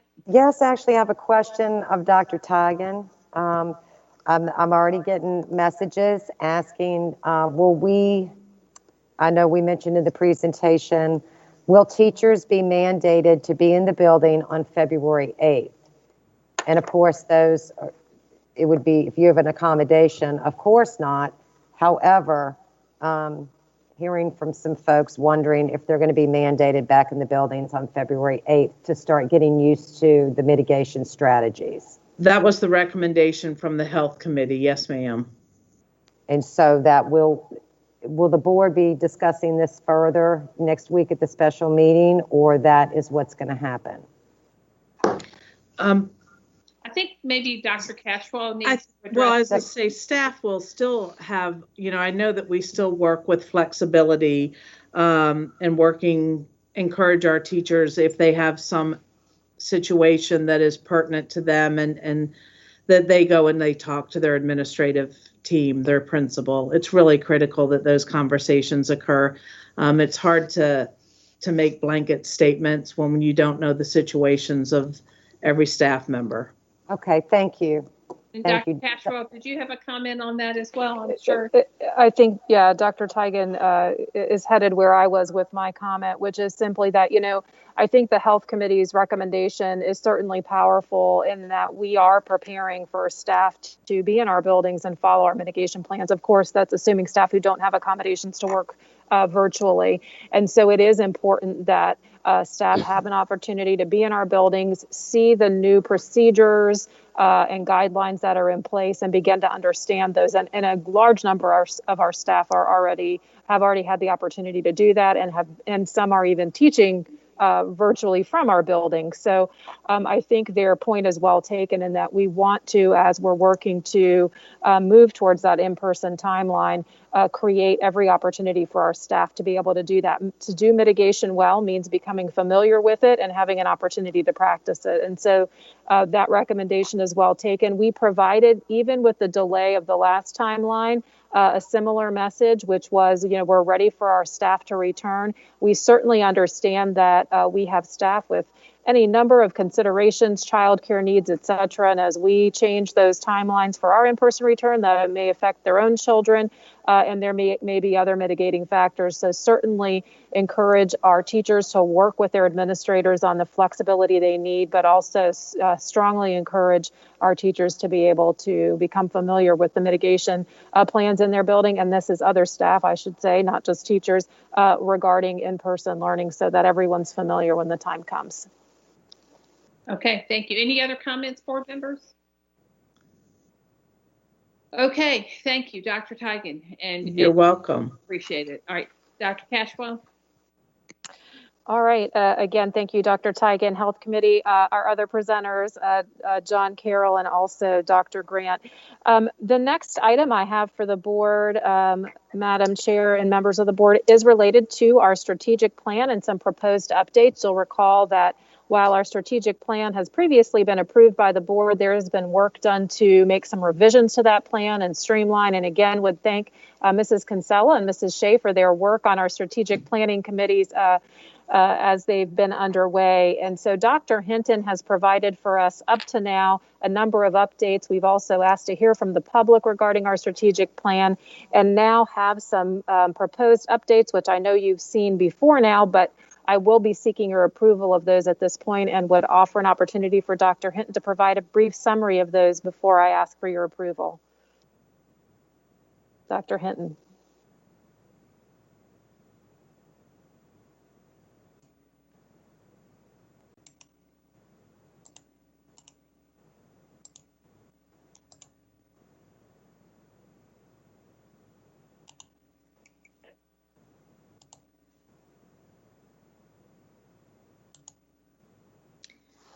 Good afternoon, Madam Chair, members of the board, and Dr. Cashwell. Today we are seeking school board approval on updates to the division strategic plan, now branded as Destination 2025, a plan for HCPS. As a quick recap of the process to date, in August, a presentation was provided to share an update on the plan's goals and key performance metrics from the prior school year.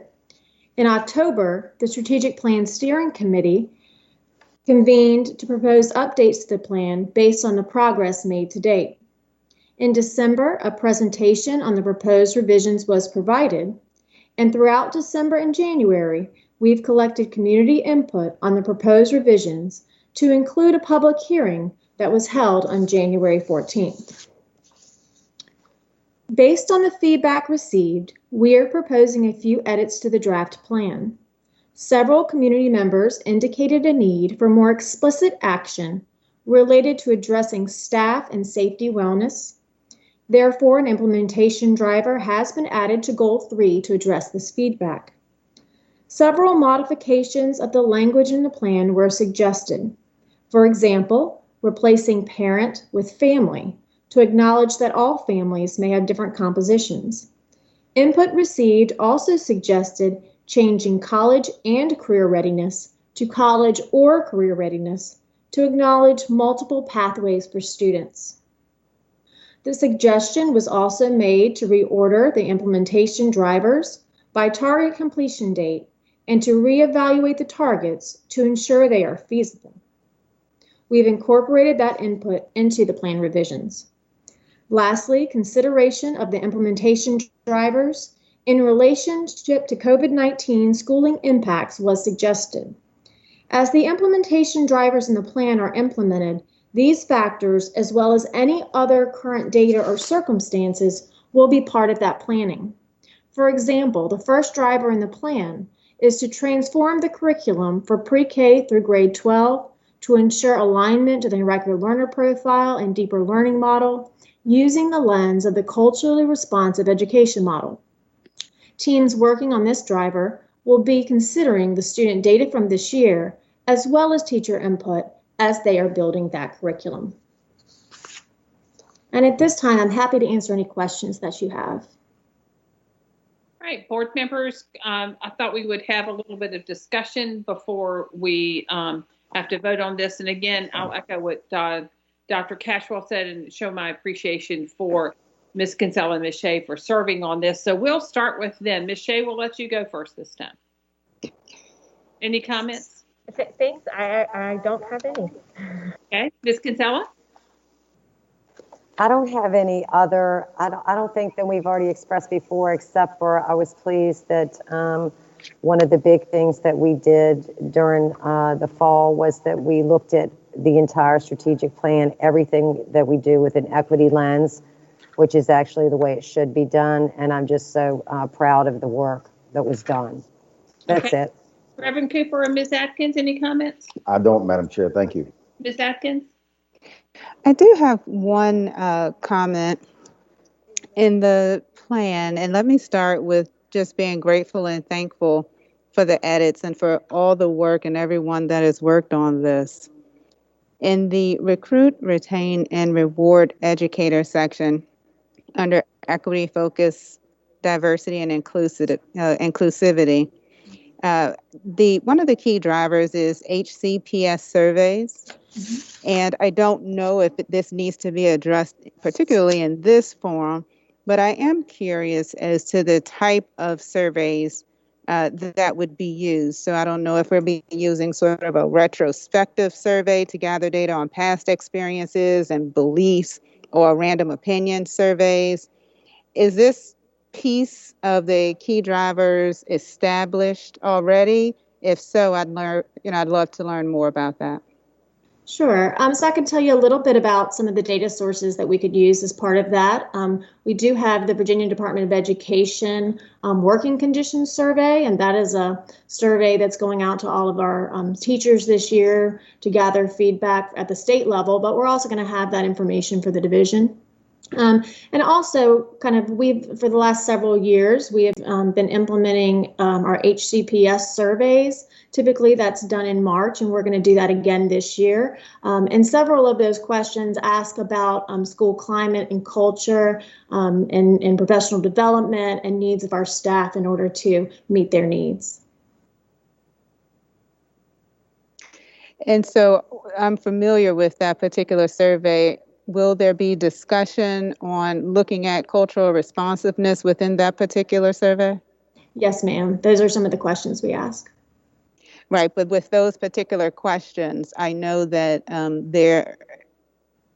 with those particular questions, will there be any discussion on changes, or will we continue to use those same questions that we've used in the past in the future for this particular metric?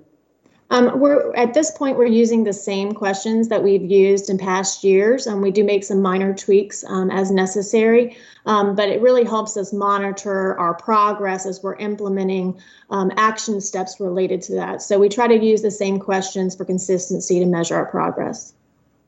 do you feel that those specific questions in that survey around cultural responsiveness gives you the feedback you need to make a positive change around diversity and inclusion? Yes, so we do. Our leadership does take a look at all of those survey results. It's something that we can certainly look at again through an equity lens as well. I will share with you that that response concerns me just a bit, because when I take a look at the statistics that I received around recruiting and retaining Black educators in schools, I would say that those specific questions may not be meeting the mark. And so I would love to have a conversation about that in particularly. It is important that students see individuals in the building that look like them. And I would love to learn more. I know you feel that those particular questions meet the mark, but my question would be, if they're meeting the mark, what's the barrier to improvement in that particular space? So I'd love to sort of sit down and talk a little bit more about that, not of course in this forum, but of course at a future date. So thank you so much. Sure. Thank you. Any other discussion? Ms. Agburn, I thought of one clarifying point I wanted to make for the audience. Yeah, so for those of you who have read the strategic plan, it is a lot of ed jargon. It is, it can be a little complicated to get through. Mr. Jinks spent time at the end of our strategic team meeting talking about to everyone on the committee, which included principals and teachers and community members and students. He spent a lot of time talking with the students about how to make this plan more accessible, as in where it lives on the webpage, but also more digestible. And so I know he and his team are working on that to make this strategic plan. This is kind of almost like the legalese jargon side of it, to make an analogy, but like, how do we translate that to more everyday ideas? And so that is coming as well, because I know we got some feedback about that as well. So I want to provide that context. Okay, thank you, Ms. Shea. Dr. Hinton, when will the revised document, so to speak, as Ms. Shea said, there's more coming from Mr. Jinks, when will that all be available? Do we have a time frame? The revision is now in board docs. It should be there as an attachment with these revised changes that we have. So we'll be working with his team to get that posted probably early next week or even tomorrow. Okay, great. Thank you. Okay, any further discussion? Okay, do we have a motion to approve the updates to the strategic plan? So moved, Madam Chair. Thank you, Reverend Cooper. Is there a second? Second. Okay, thank you. Ms. Kinsella. All in favor say aye. Aye. Any opposed? Ms. Atkins, how do you vote? Aye. Reverend Cooper? Aye. Ms. Kinsella? Aye. Ms. Shea? Aye. And I vote aye. The motion carries. The strategic plan is approved. Dr. Cashwell? Thank you, Madam Chair, members of the board. We now have an approved updated Destination 2025 plan for Henrico County Public Schools. All right, the next item I have is a recommendation that the school board reapprove the resolution regarding temporary suspension of school board policies. And you all will recall this is related to addressing unprecedented challenges caused by COVID-19. And because of that, many of our school board policies reflect state, federal laws and regulations, many of which have been waived by actions due to the relevant government authority, and therefore it would be impractical for us to modify each of our policies accordingly. And so this reauthorization or reapproval rather of that resolution allows for the temporary suspension of board policies in accordance with subsequent suspensions from government authority. Any discussion on that, board members? Okay, is there a motion to reauthorize the resolution to temporarily suspend some of our school board policies as needed?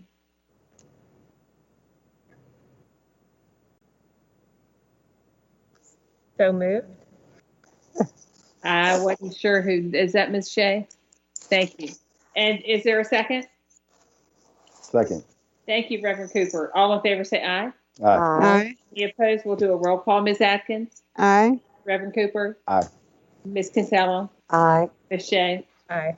And I vote aye. The motion carries. The resolution is approved.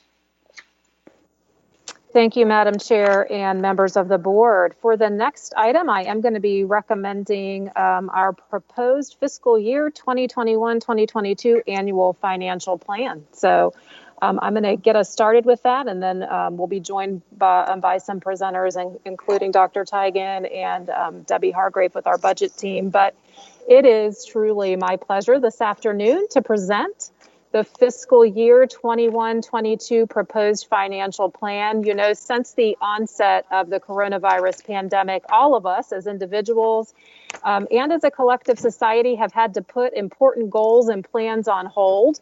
And that does include the ambitious plans for Henrico Public Schools that I outlined in last year's recommended financial plan that some of you may recall. But though the public health crisis and its uncertain economic ramifications have delayed some of our plans, this crisis most certainly did not stop them. While our fiscal approach for this school year has been one of prudence and responsibility, our efforts to provide core services to the students has been one of innovation and creativity. And I'm proud of what the Henrico team has accomplished on behalf of students, despite the challenging and unique circumstances. With a hopeful outlook in regard to returning to pre-pandemic operations, we are able to bring forth a financial plan that seeks to restore cuts that were made during the pandemic and puts us on solid footing to work toward bringing other important initiatives to life in coming years. As always, stakeholder input is critical in formulating our plans, and I am grateful that we can continue to invest in the areas our stakeholders have told us are important. You've told us in recent years that HCPS needs to continue to provide more opportunities and support systems for students and teachers alike, and continue to invest in safe and well-maintained learning spaces. In addition, we will continue to invest in our valued employees and focus on educational equity, as well as the social and emotional needs of our students as we pursue the goals in our Destination 2025 strategic plan. Some highlights of the recommended financial plan you're going to hear about in a few minutes are investments in areas such as fully funding all of our existing positions, covering the full cost of employee health care increases, which are about 6% or $3 million in increases, enhancing some of our operations, for example, with bus GPS, and restoring some of last year's budget reductions. So as the proposed budget is going to be presented, some of you will likely ask yourselves, what about employee compensation?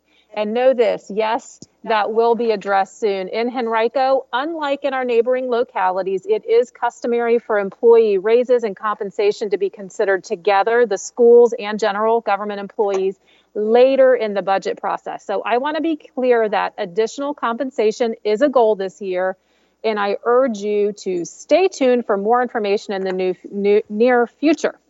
Our employees make critical and valued contributions every day to the success of our county, and the school board and I continue to advocate for you, and we feel our county is working diligently to reward you for that service and dedication.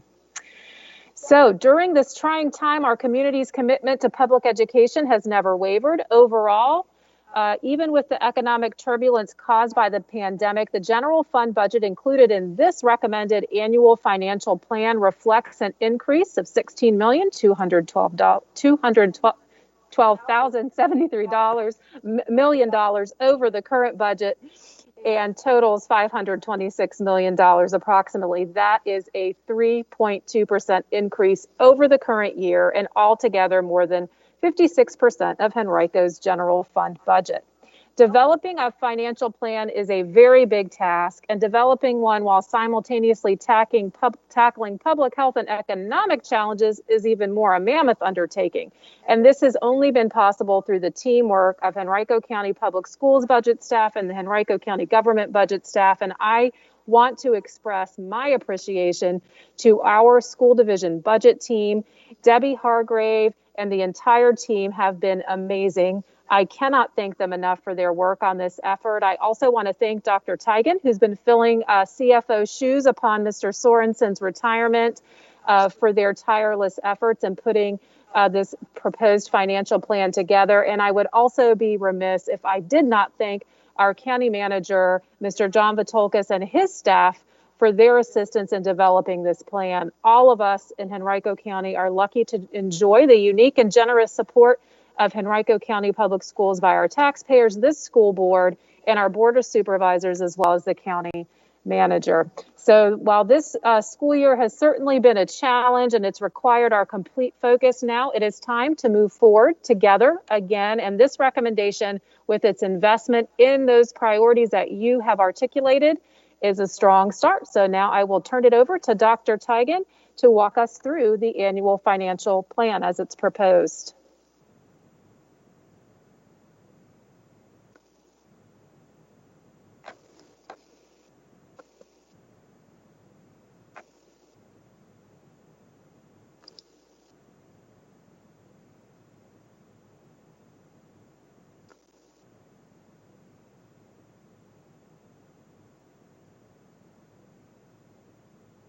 Dr. Teigen, I don't know if you've started presenting, but we can't hear you.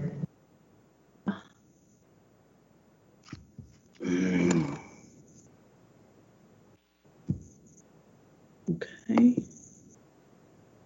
My mic is off. I will try one more time. We can hear you now.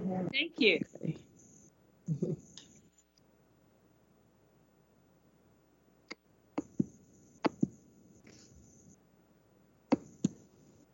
Okay. The presentation is no longer showing. It was showing. Okay, hold on.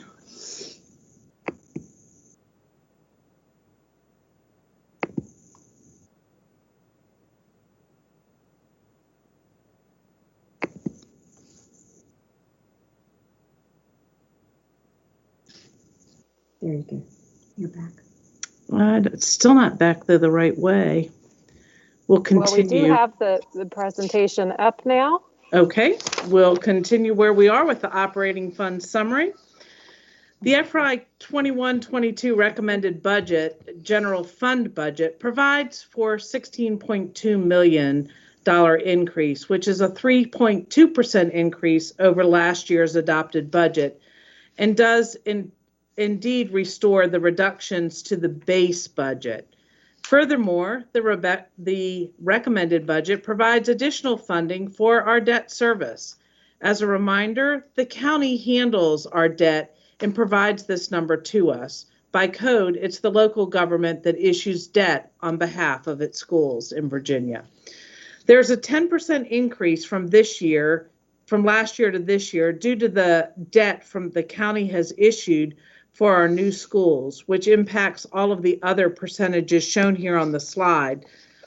You also see an essentially flat budget for our self-sustaining school nutrition program, and we have adjustments for anticipated grants by an increase of approximately $2.3 million. And I'll talk more about those grants later. Healthcare costs have increased 6%, which is approximately $3 million of that $16.2 million target increase. The $16.2 million increase restores funding to our current year base budget.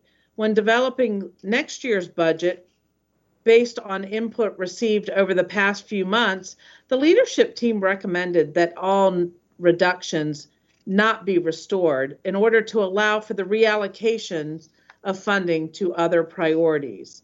Therefore, funding for certain extracurricular stipends and contracts were reallocated to 10 counselors, as well as the GPS tracking system for our school buses. Both address the support and support and safety of our students, and both were funded with CARES Act in our current budget. It is important to note that these increases do not include any potential compensation adjustments, as Dr. Cashwell stated. Any pay increases we would expect to hear from the county, and we are anxiously awaiting them, I know. This slide and the next two slides really just provide a visual overview of the operation budgets the general fund expenditures and the general fund revenues. And as you compare last year's operating budget with this year's, it shows the consistency that we see from year to year on what makes up our operating budget, from the general fund to the debt service, school nutrition, and state and federal grants.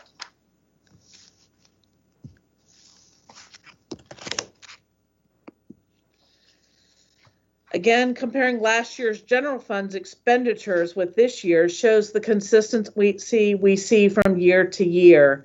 And you'll also see that over 75% of our general fund expenditures are related to instruction.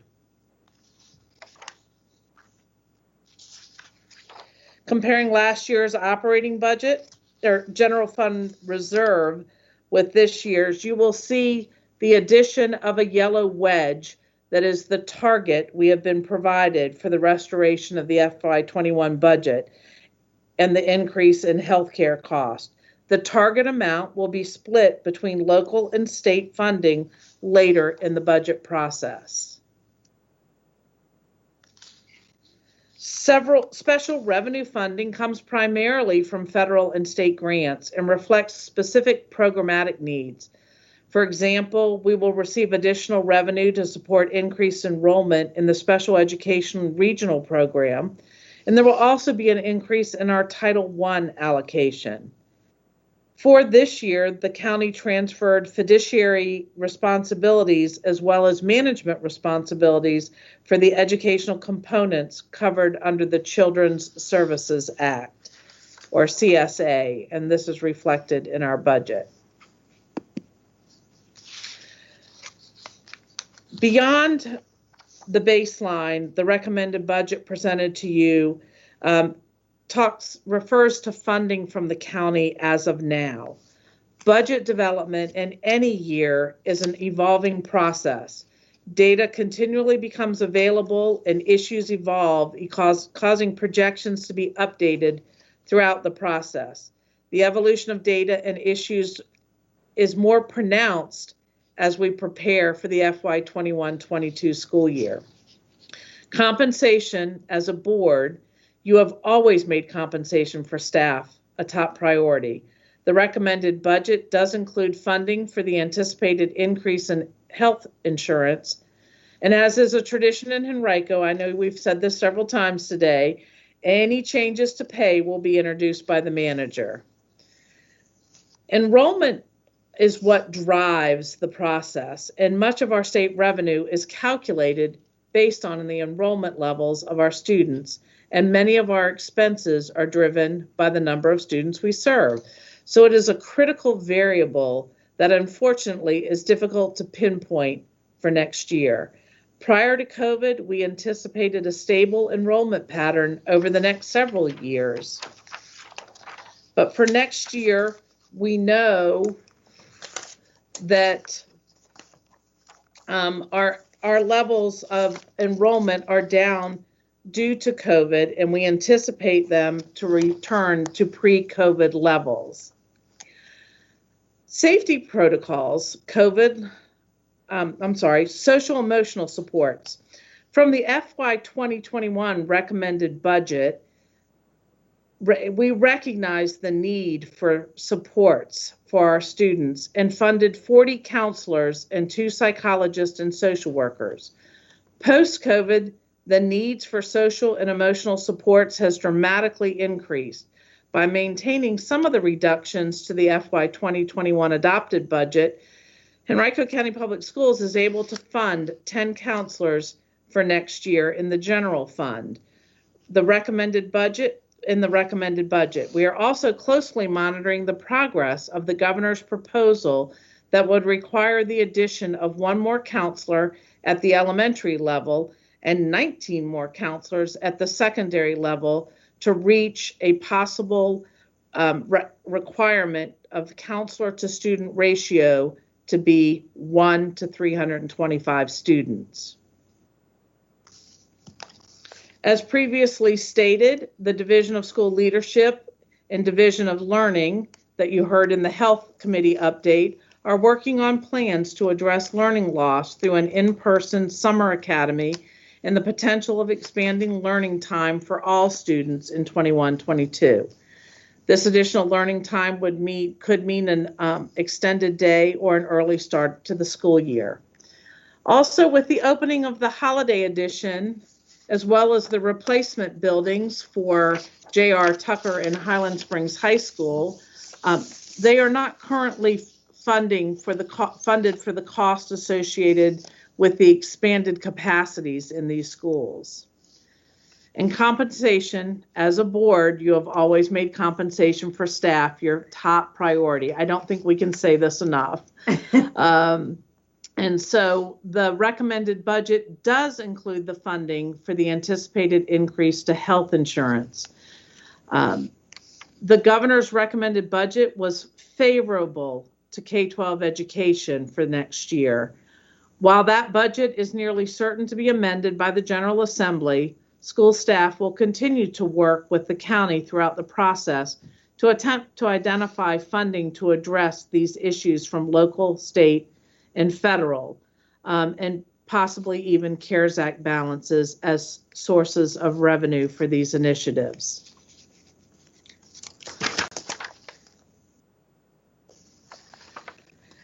And as we look at next steps in the budget process, you will notice that we are presenting today, January 28th. As we go into next week, we will have the superintendent and her team will have a meeting with the executive department and the county manager, followed by a public hearing at 5:30 p.m. on February 11th. At our next regularly scheduled meeting in February would be when we would expect the budget to be approved as possibly amended by the superintendent and the board. And then we would go back, it reverts over to the county side for their budget adoption process before any revisions would come back May 13th to our school board. And of course, July 1st is when the funds become available to support the next year. And so Debbie Hargrave, as you know, as the budget director extraordinaire, is here with me to answer any questions you may have. Okay, board members, that's a lot to digest in a little bit of time. But we are at the beginning of the budget process, so I'll open it up for discussion. Ms. Kinsella, do you have any comments or questions at this point? Yes, I do. Not many, because I do need to digest. Of course. What I just saw, and but actually, if I could address a question perhaps to Dr. Cashwell first, because I have a current year budget question of interest, I think, to our employees. The county manager announced in December that the Board of Supervisors had authorized $25 million to the county's current budget to support pay increases to county employees.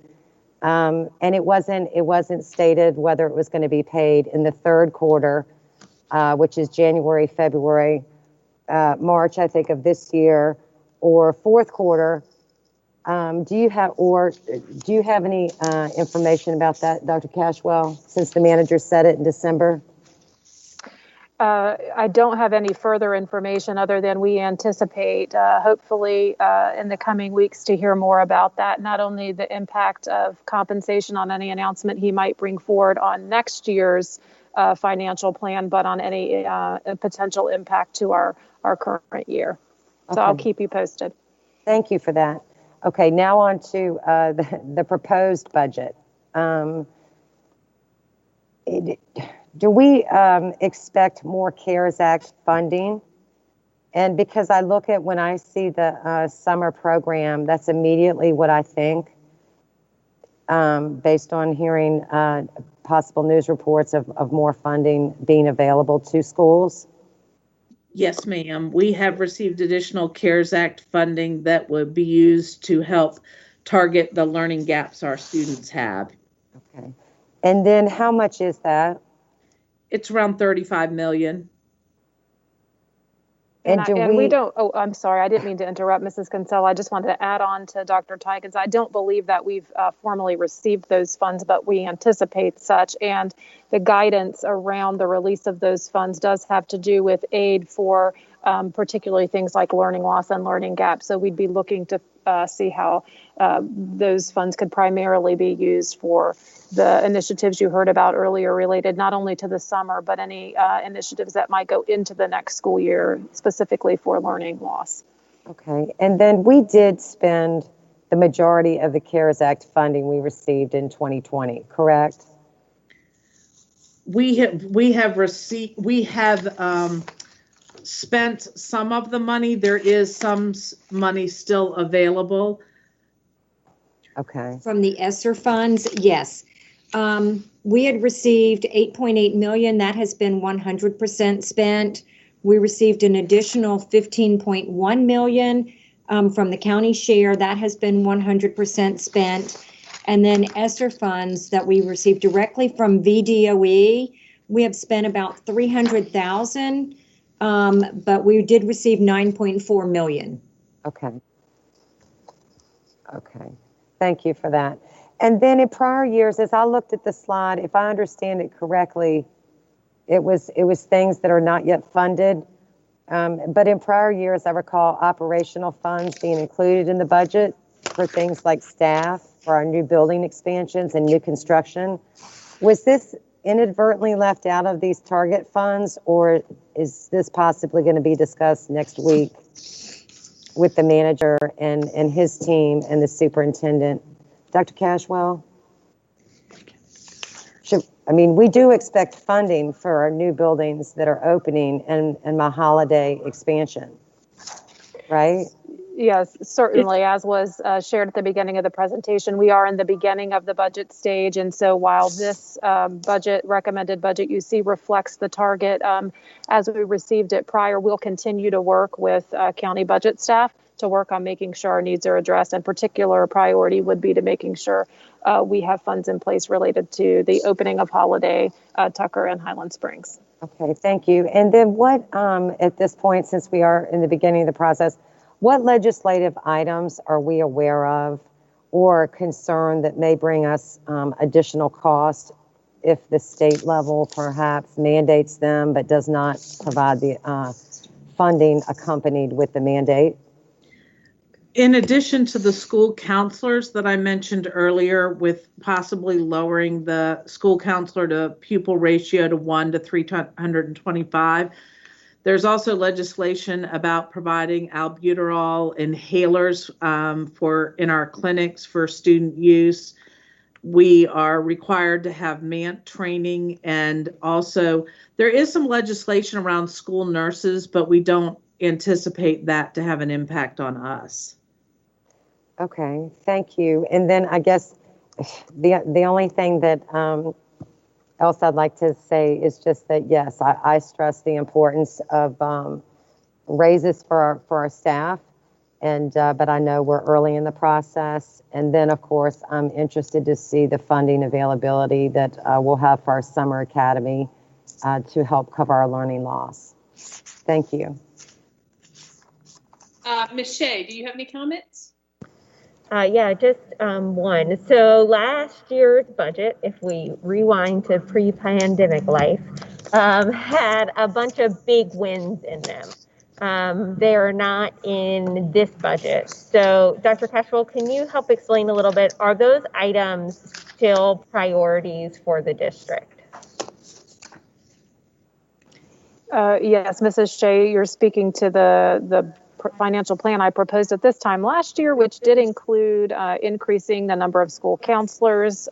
There was an initiative related to reading specialists and even bringing some equity to the levels of staffing for administrators, particularly at the elementary schools. And so those were and still are important initiatives. And so while this budget restores us to where we were at that point, last year, it doesn't move us forward in those initiatives, though we will make a little headway with the counselor piece. But As Dr. Tigan stated, we certainly understand the need for counselors was there pre-pandemic. We know that that's certainly even probably more the case, even as we're working with students now through this health crisis and into the future. And again, also watching the legislation out there now regarding to the ratios and whether or not those may necessitate making a change. But of course, we'd expect some state funding to go along with that. But certainly those all remain priority areas for us. So for clarity, for some of our constituents that, like myself, who were very excited about those items last year and they had to go away, it's not that we've given up on them or reprioritized. It's simply the fact that we didn't have enough to get all those big wins back. But this budget has let us restore ourselves to where we were pre-pandemic, and we look forward to in future years growing that to be able to take care of these needs. Is that correct? Great, thank you, that's it. Reverend Cooper, any questions or thoughts? Yes, ma'am, Madam Chair, thanks so much. Dr. Tigan, can you go back to the slide, the FY 21-22 beyond baseline form real quick? So the statement that you had, your third bullet, ensuring student social and emotional supports, can you speak a little bit more about what has been implemented, kind of idea, and what will be implemented? Well, this goes back to the our initial request was for 40 additional counselors at the elementary level. And while we've been able to maintain, we were able to use 10 counselors this year using CARES Act money to fund them, which of course isn't for sustainability, the way to move forward. And so that's why we reprioritized the reinstitution of some of our things like stipends and other things, so that we could make sure that we kept those 10 counselors because of how much we knew we would need them. Now we know there's still a need for an additional 30 over what we request because of what we requested last year. And then on top of that, we know that that there's more need now than before, but there's also possibility of the staffing level changing for us. I mean, right now, our counselors are working with kids in schools as far as whether it's virtual learning or they're able to meet with them in a school. They are trying to help our kids as they cope with not only maybe some struggles with learning in this new environment, but also struggles at home with families if people have lost employment or lost housing. And so we have our social workers and psychologists that are also helping, as well as our family engagement teams that are really working on supporting our students through this time. I'm not sure I answered your question, but I appreciate that. Again, it gives an idea of where we are, where we need to go, and where we want to go, given our financial limitations, but pushing the envelope to ensure that we want to do that. Are there any other supports planned in addition to higher counseling, any educational partnerships outside to provide supports for students? I mean, is there anything else we can do just outside the counselor context? Well, with this, definitely with psychologists and social workers as well. And like I say, we also do contracting with communities and schools to help support our families. Adrienne Cole Johnson, our director of family engagement, her team, they do so much to support our students and their families. Moving forward, the need for additional, quite honestly, staff, whether, the priority is on counselors, but even psychologists and social workers to help meet the needs of students are going to be so critical. I agree with that. And another question concerning, we had a decrease in our school nutrition. I think it was about $8 million. So with the summer learning, can you speak to the impact of that, as well as our changes with our food distribution during the pandemic? What's the budgetary situation in regards to our ongoing efforts to provide food for those who have food insecurity, as well as we look to the summer, how will that be impacted as well?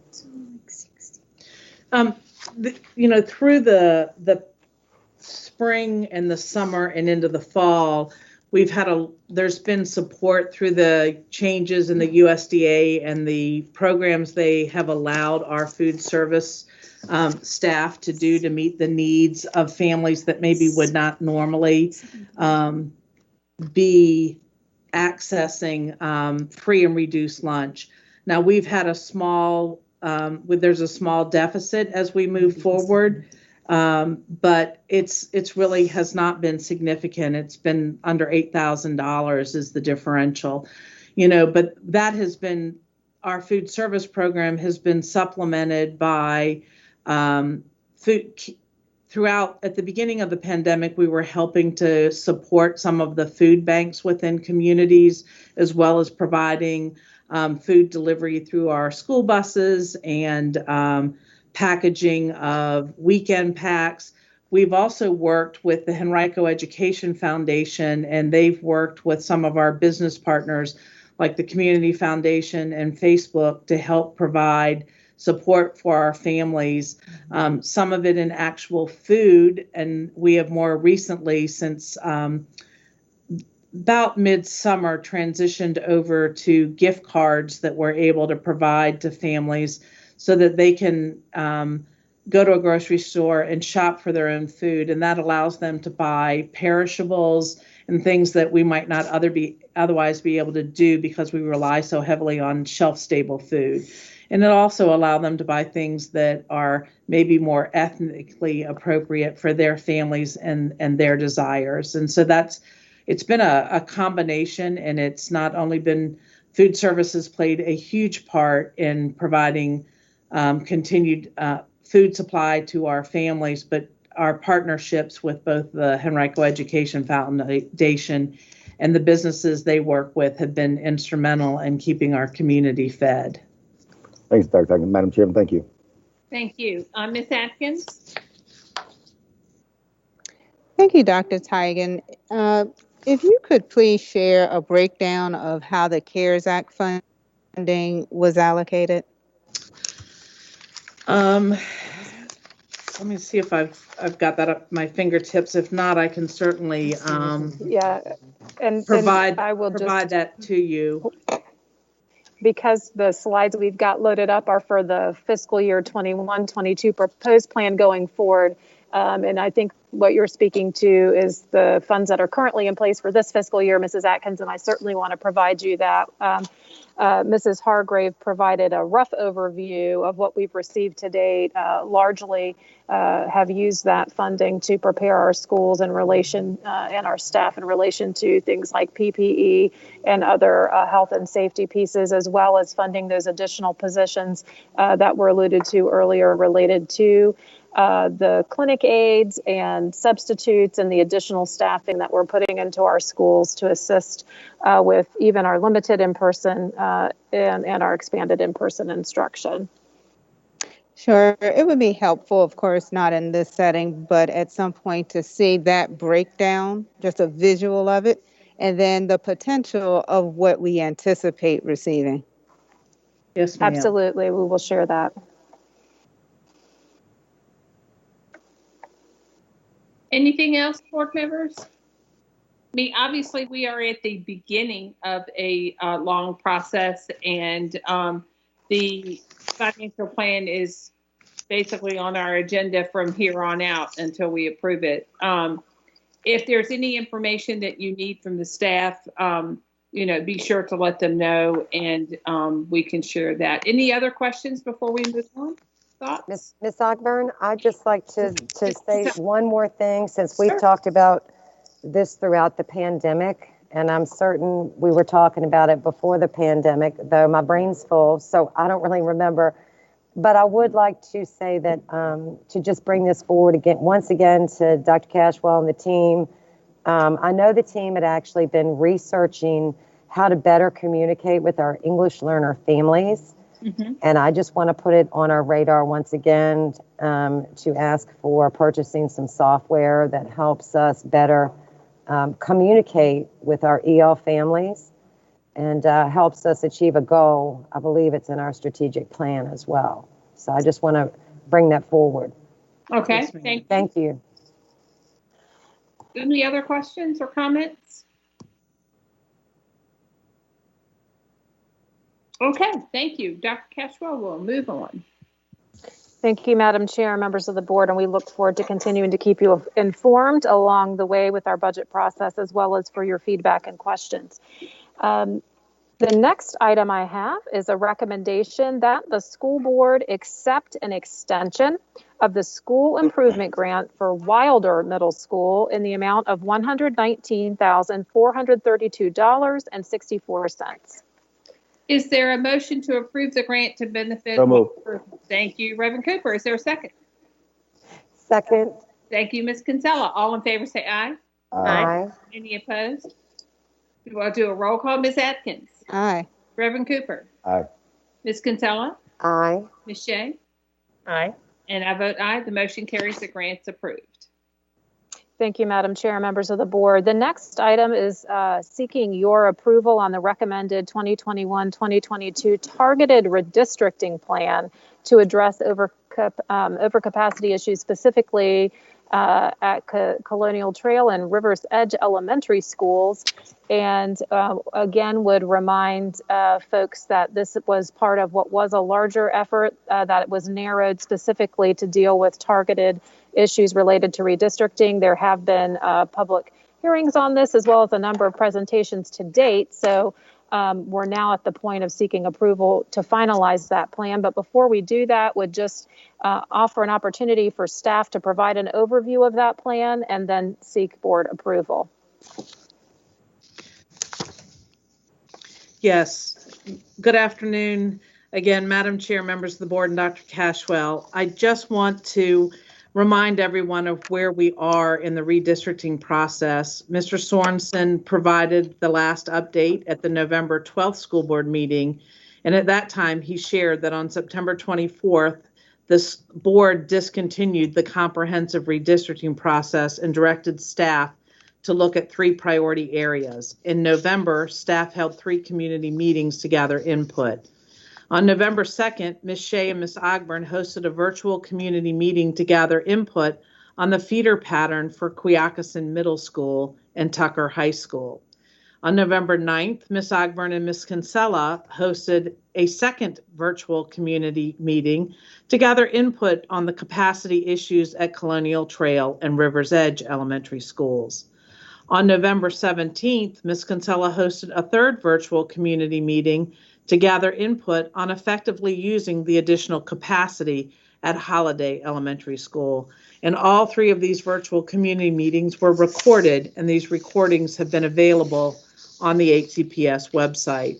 At the December 10th school board meeting, Mr. Sorensen provided an update and presented a targeted redistricting plan to help reduce the overcapacity issues at Colonial Trail and Rivers Edge Elementary. And staff is seeking the school board's approval of that proposed targeted redistricting plan this evening. And I'm happy to answer any questions you may have. Okay, I'll go around the board again. Reverend Cooper, do you have any comments on this proposal? I do not, ma'am. Okay. Ms. Shea? No, ma'am. Ms. Atkins? I do not. All right, Ms. Kinsella, I'll throw it to you. I do not. Wow, I'm surprised I'm going to be the only one. I just wanted to, I'll provide a couple of comments that the ones I'm receiving are positive. It is an unusual circumstance when you're redistricting and people are happy about it. But in the 3-CHOP district, the overwhelming comments I have received are positive about rejoining, especially the Twin Hickory community back into Twin Hickory Elementary School.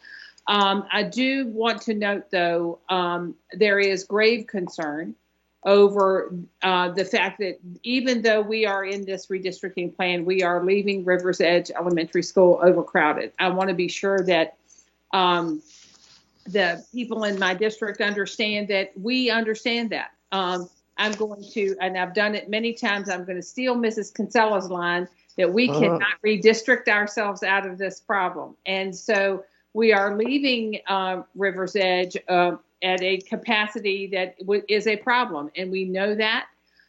So I just want to assure everyone that I am in close contact with Mr. Brandon about this problem, and it is not lost on either one of us that this is a concern. So if anyone is curious as to what we are planning to do, all you have to do is look to our CIP. And there, it's a redistricting question, but our CIP is the solution. And so we are looking at several capacity projects that will help with this. And I just thought I would take a moment just to point it out so the community can know that this is a priority for us. We are looking at an addition at an elementary school. We are looking at when Longan Elementary is rebuilt, it will be rebuilt with greater capacity. When Jackson Davis is rebuilt, it will be rebuilt with greater capacity. And we also have in our CIP the possible development at Kane Road property for an elementary school and a secondary school. And I just think it's important to note that all of us are constantly monitoring class sizes, enrollments, all of that, and capacity issues. It is ongoing work. So I'd like for us to, as a part of this discussion today, get a consensus on when we will revisit this again. We did this last year. We committed to looking at redistricting again in September. We've been through that process now. And so if I could have some discussion for just a moment on when we need to look at the possibility of comprehensive redistricting in the future, and so I can put it on the radar of our staff and we can discuss that at a future meeting, just what your thoughts are on that topic before we vote.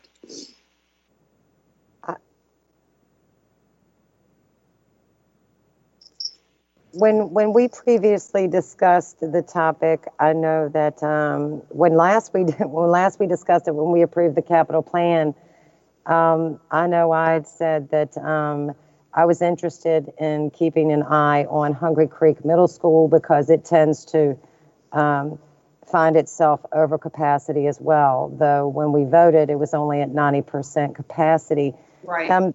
Back in December, Ms. Ogburn, we said that we were going to perhaps look at things in the fall when new enrollment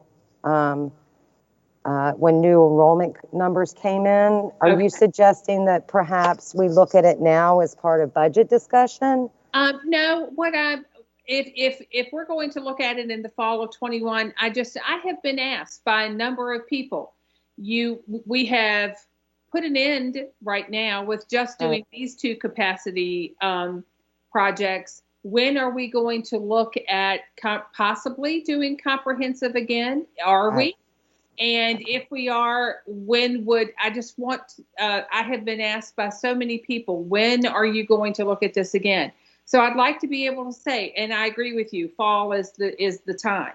I think fall 2021 is I believe it's what we said when we just decided to focus on target hotspots. I would agree. So Mrs. Shea, fall 2021. Okay, Mrs. Shea, Yeah, I concur with Ms. Kinsella. I know redistricting is hard, and we kind of all wish we could close our eyes and it would go away and fix itself. But Ms. Kinsella has schools over capacity. You have schools over capacity. I have schools over capacity. I know for a fact. And, Ms. Atkins has a high school pretty close capacity. We all have issues that we need to look at.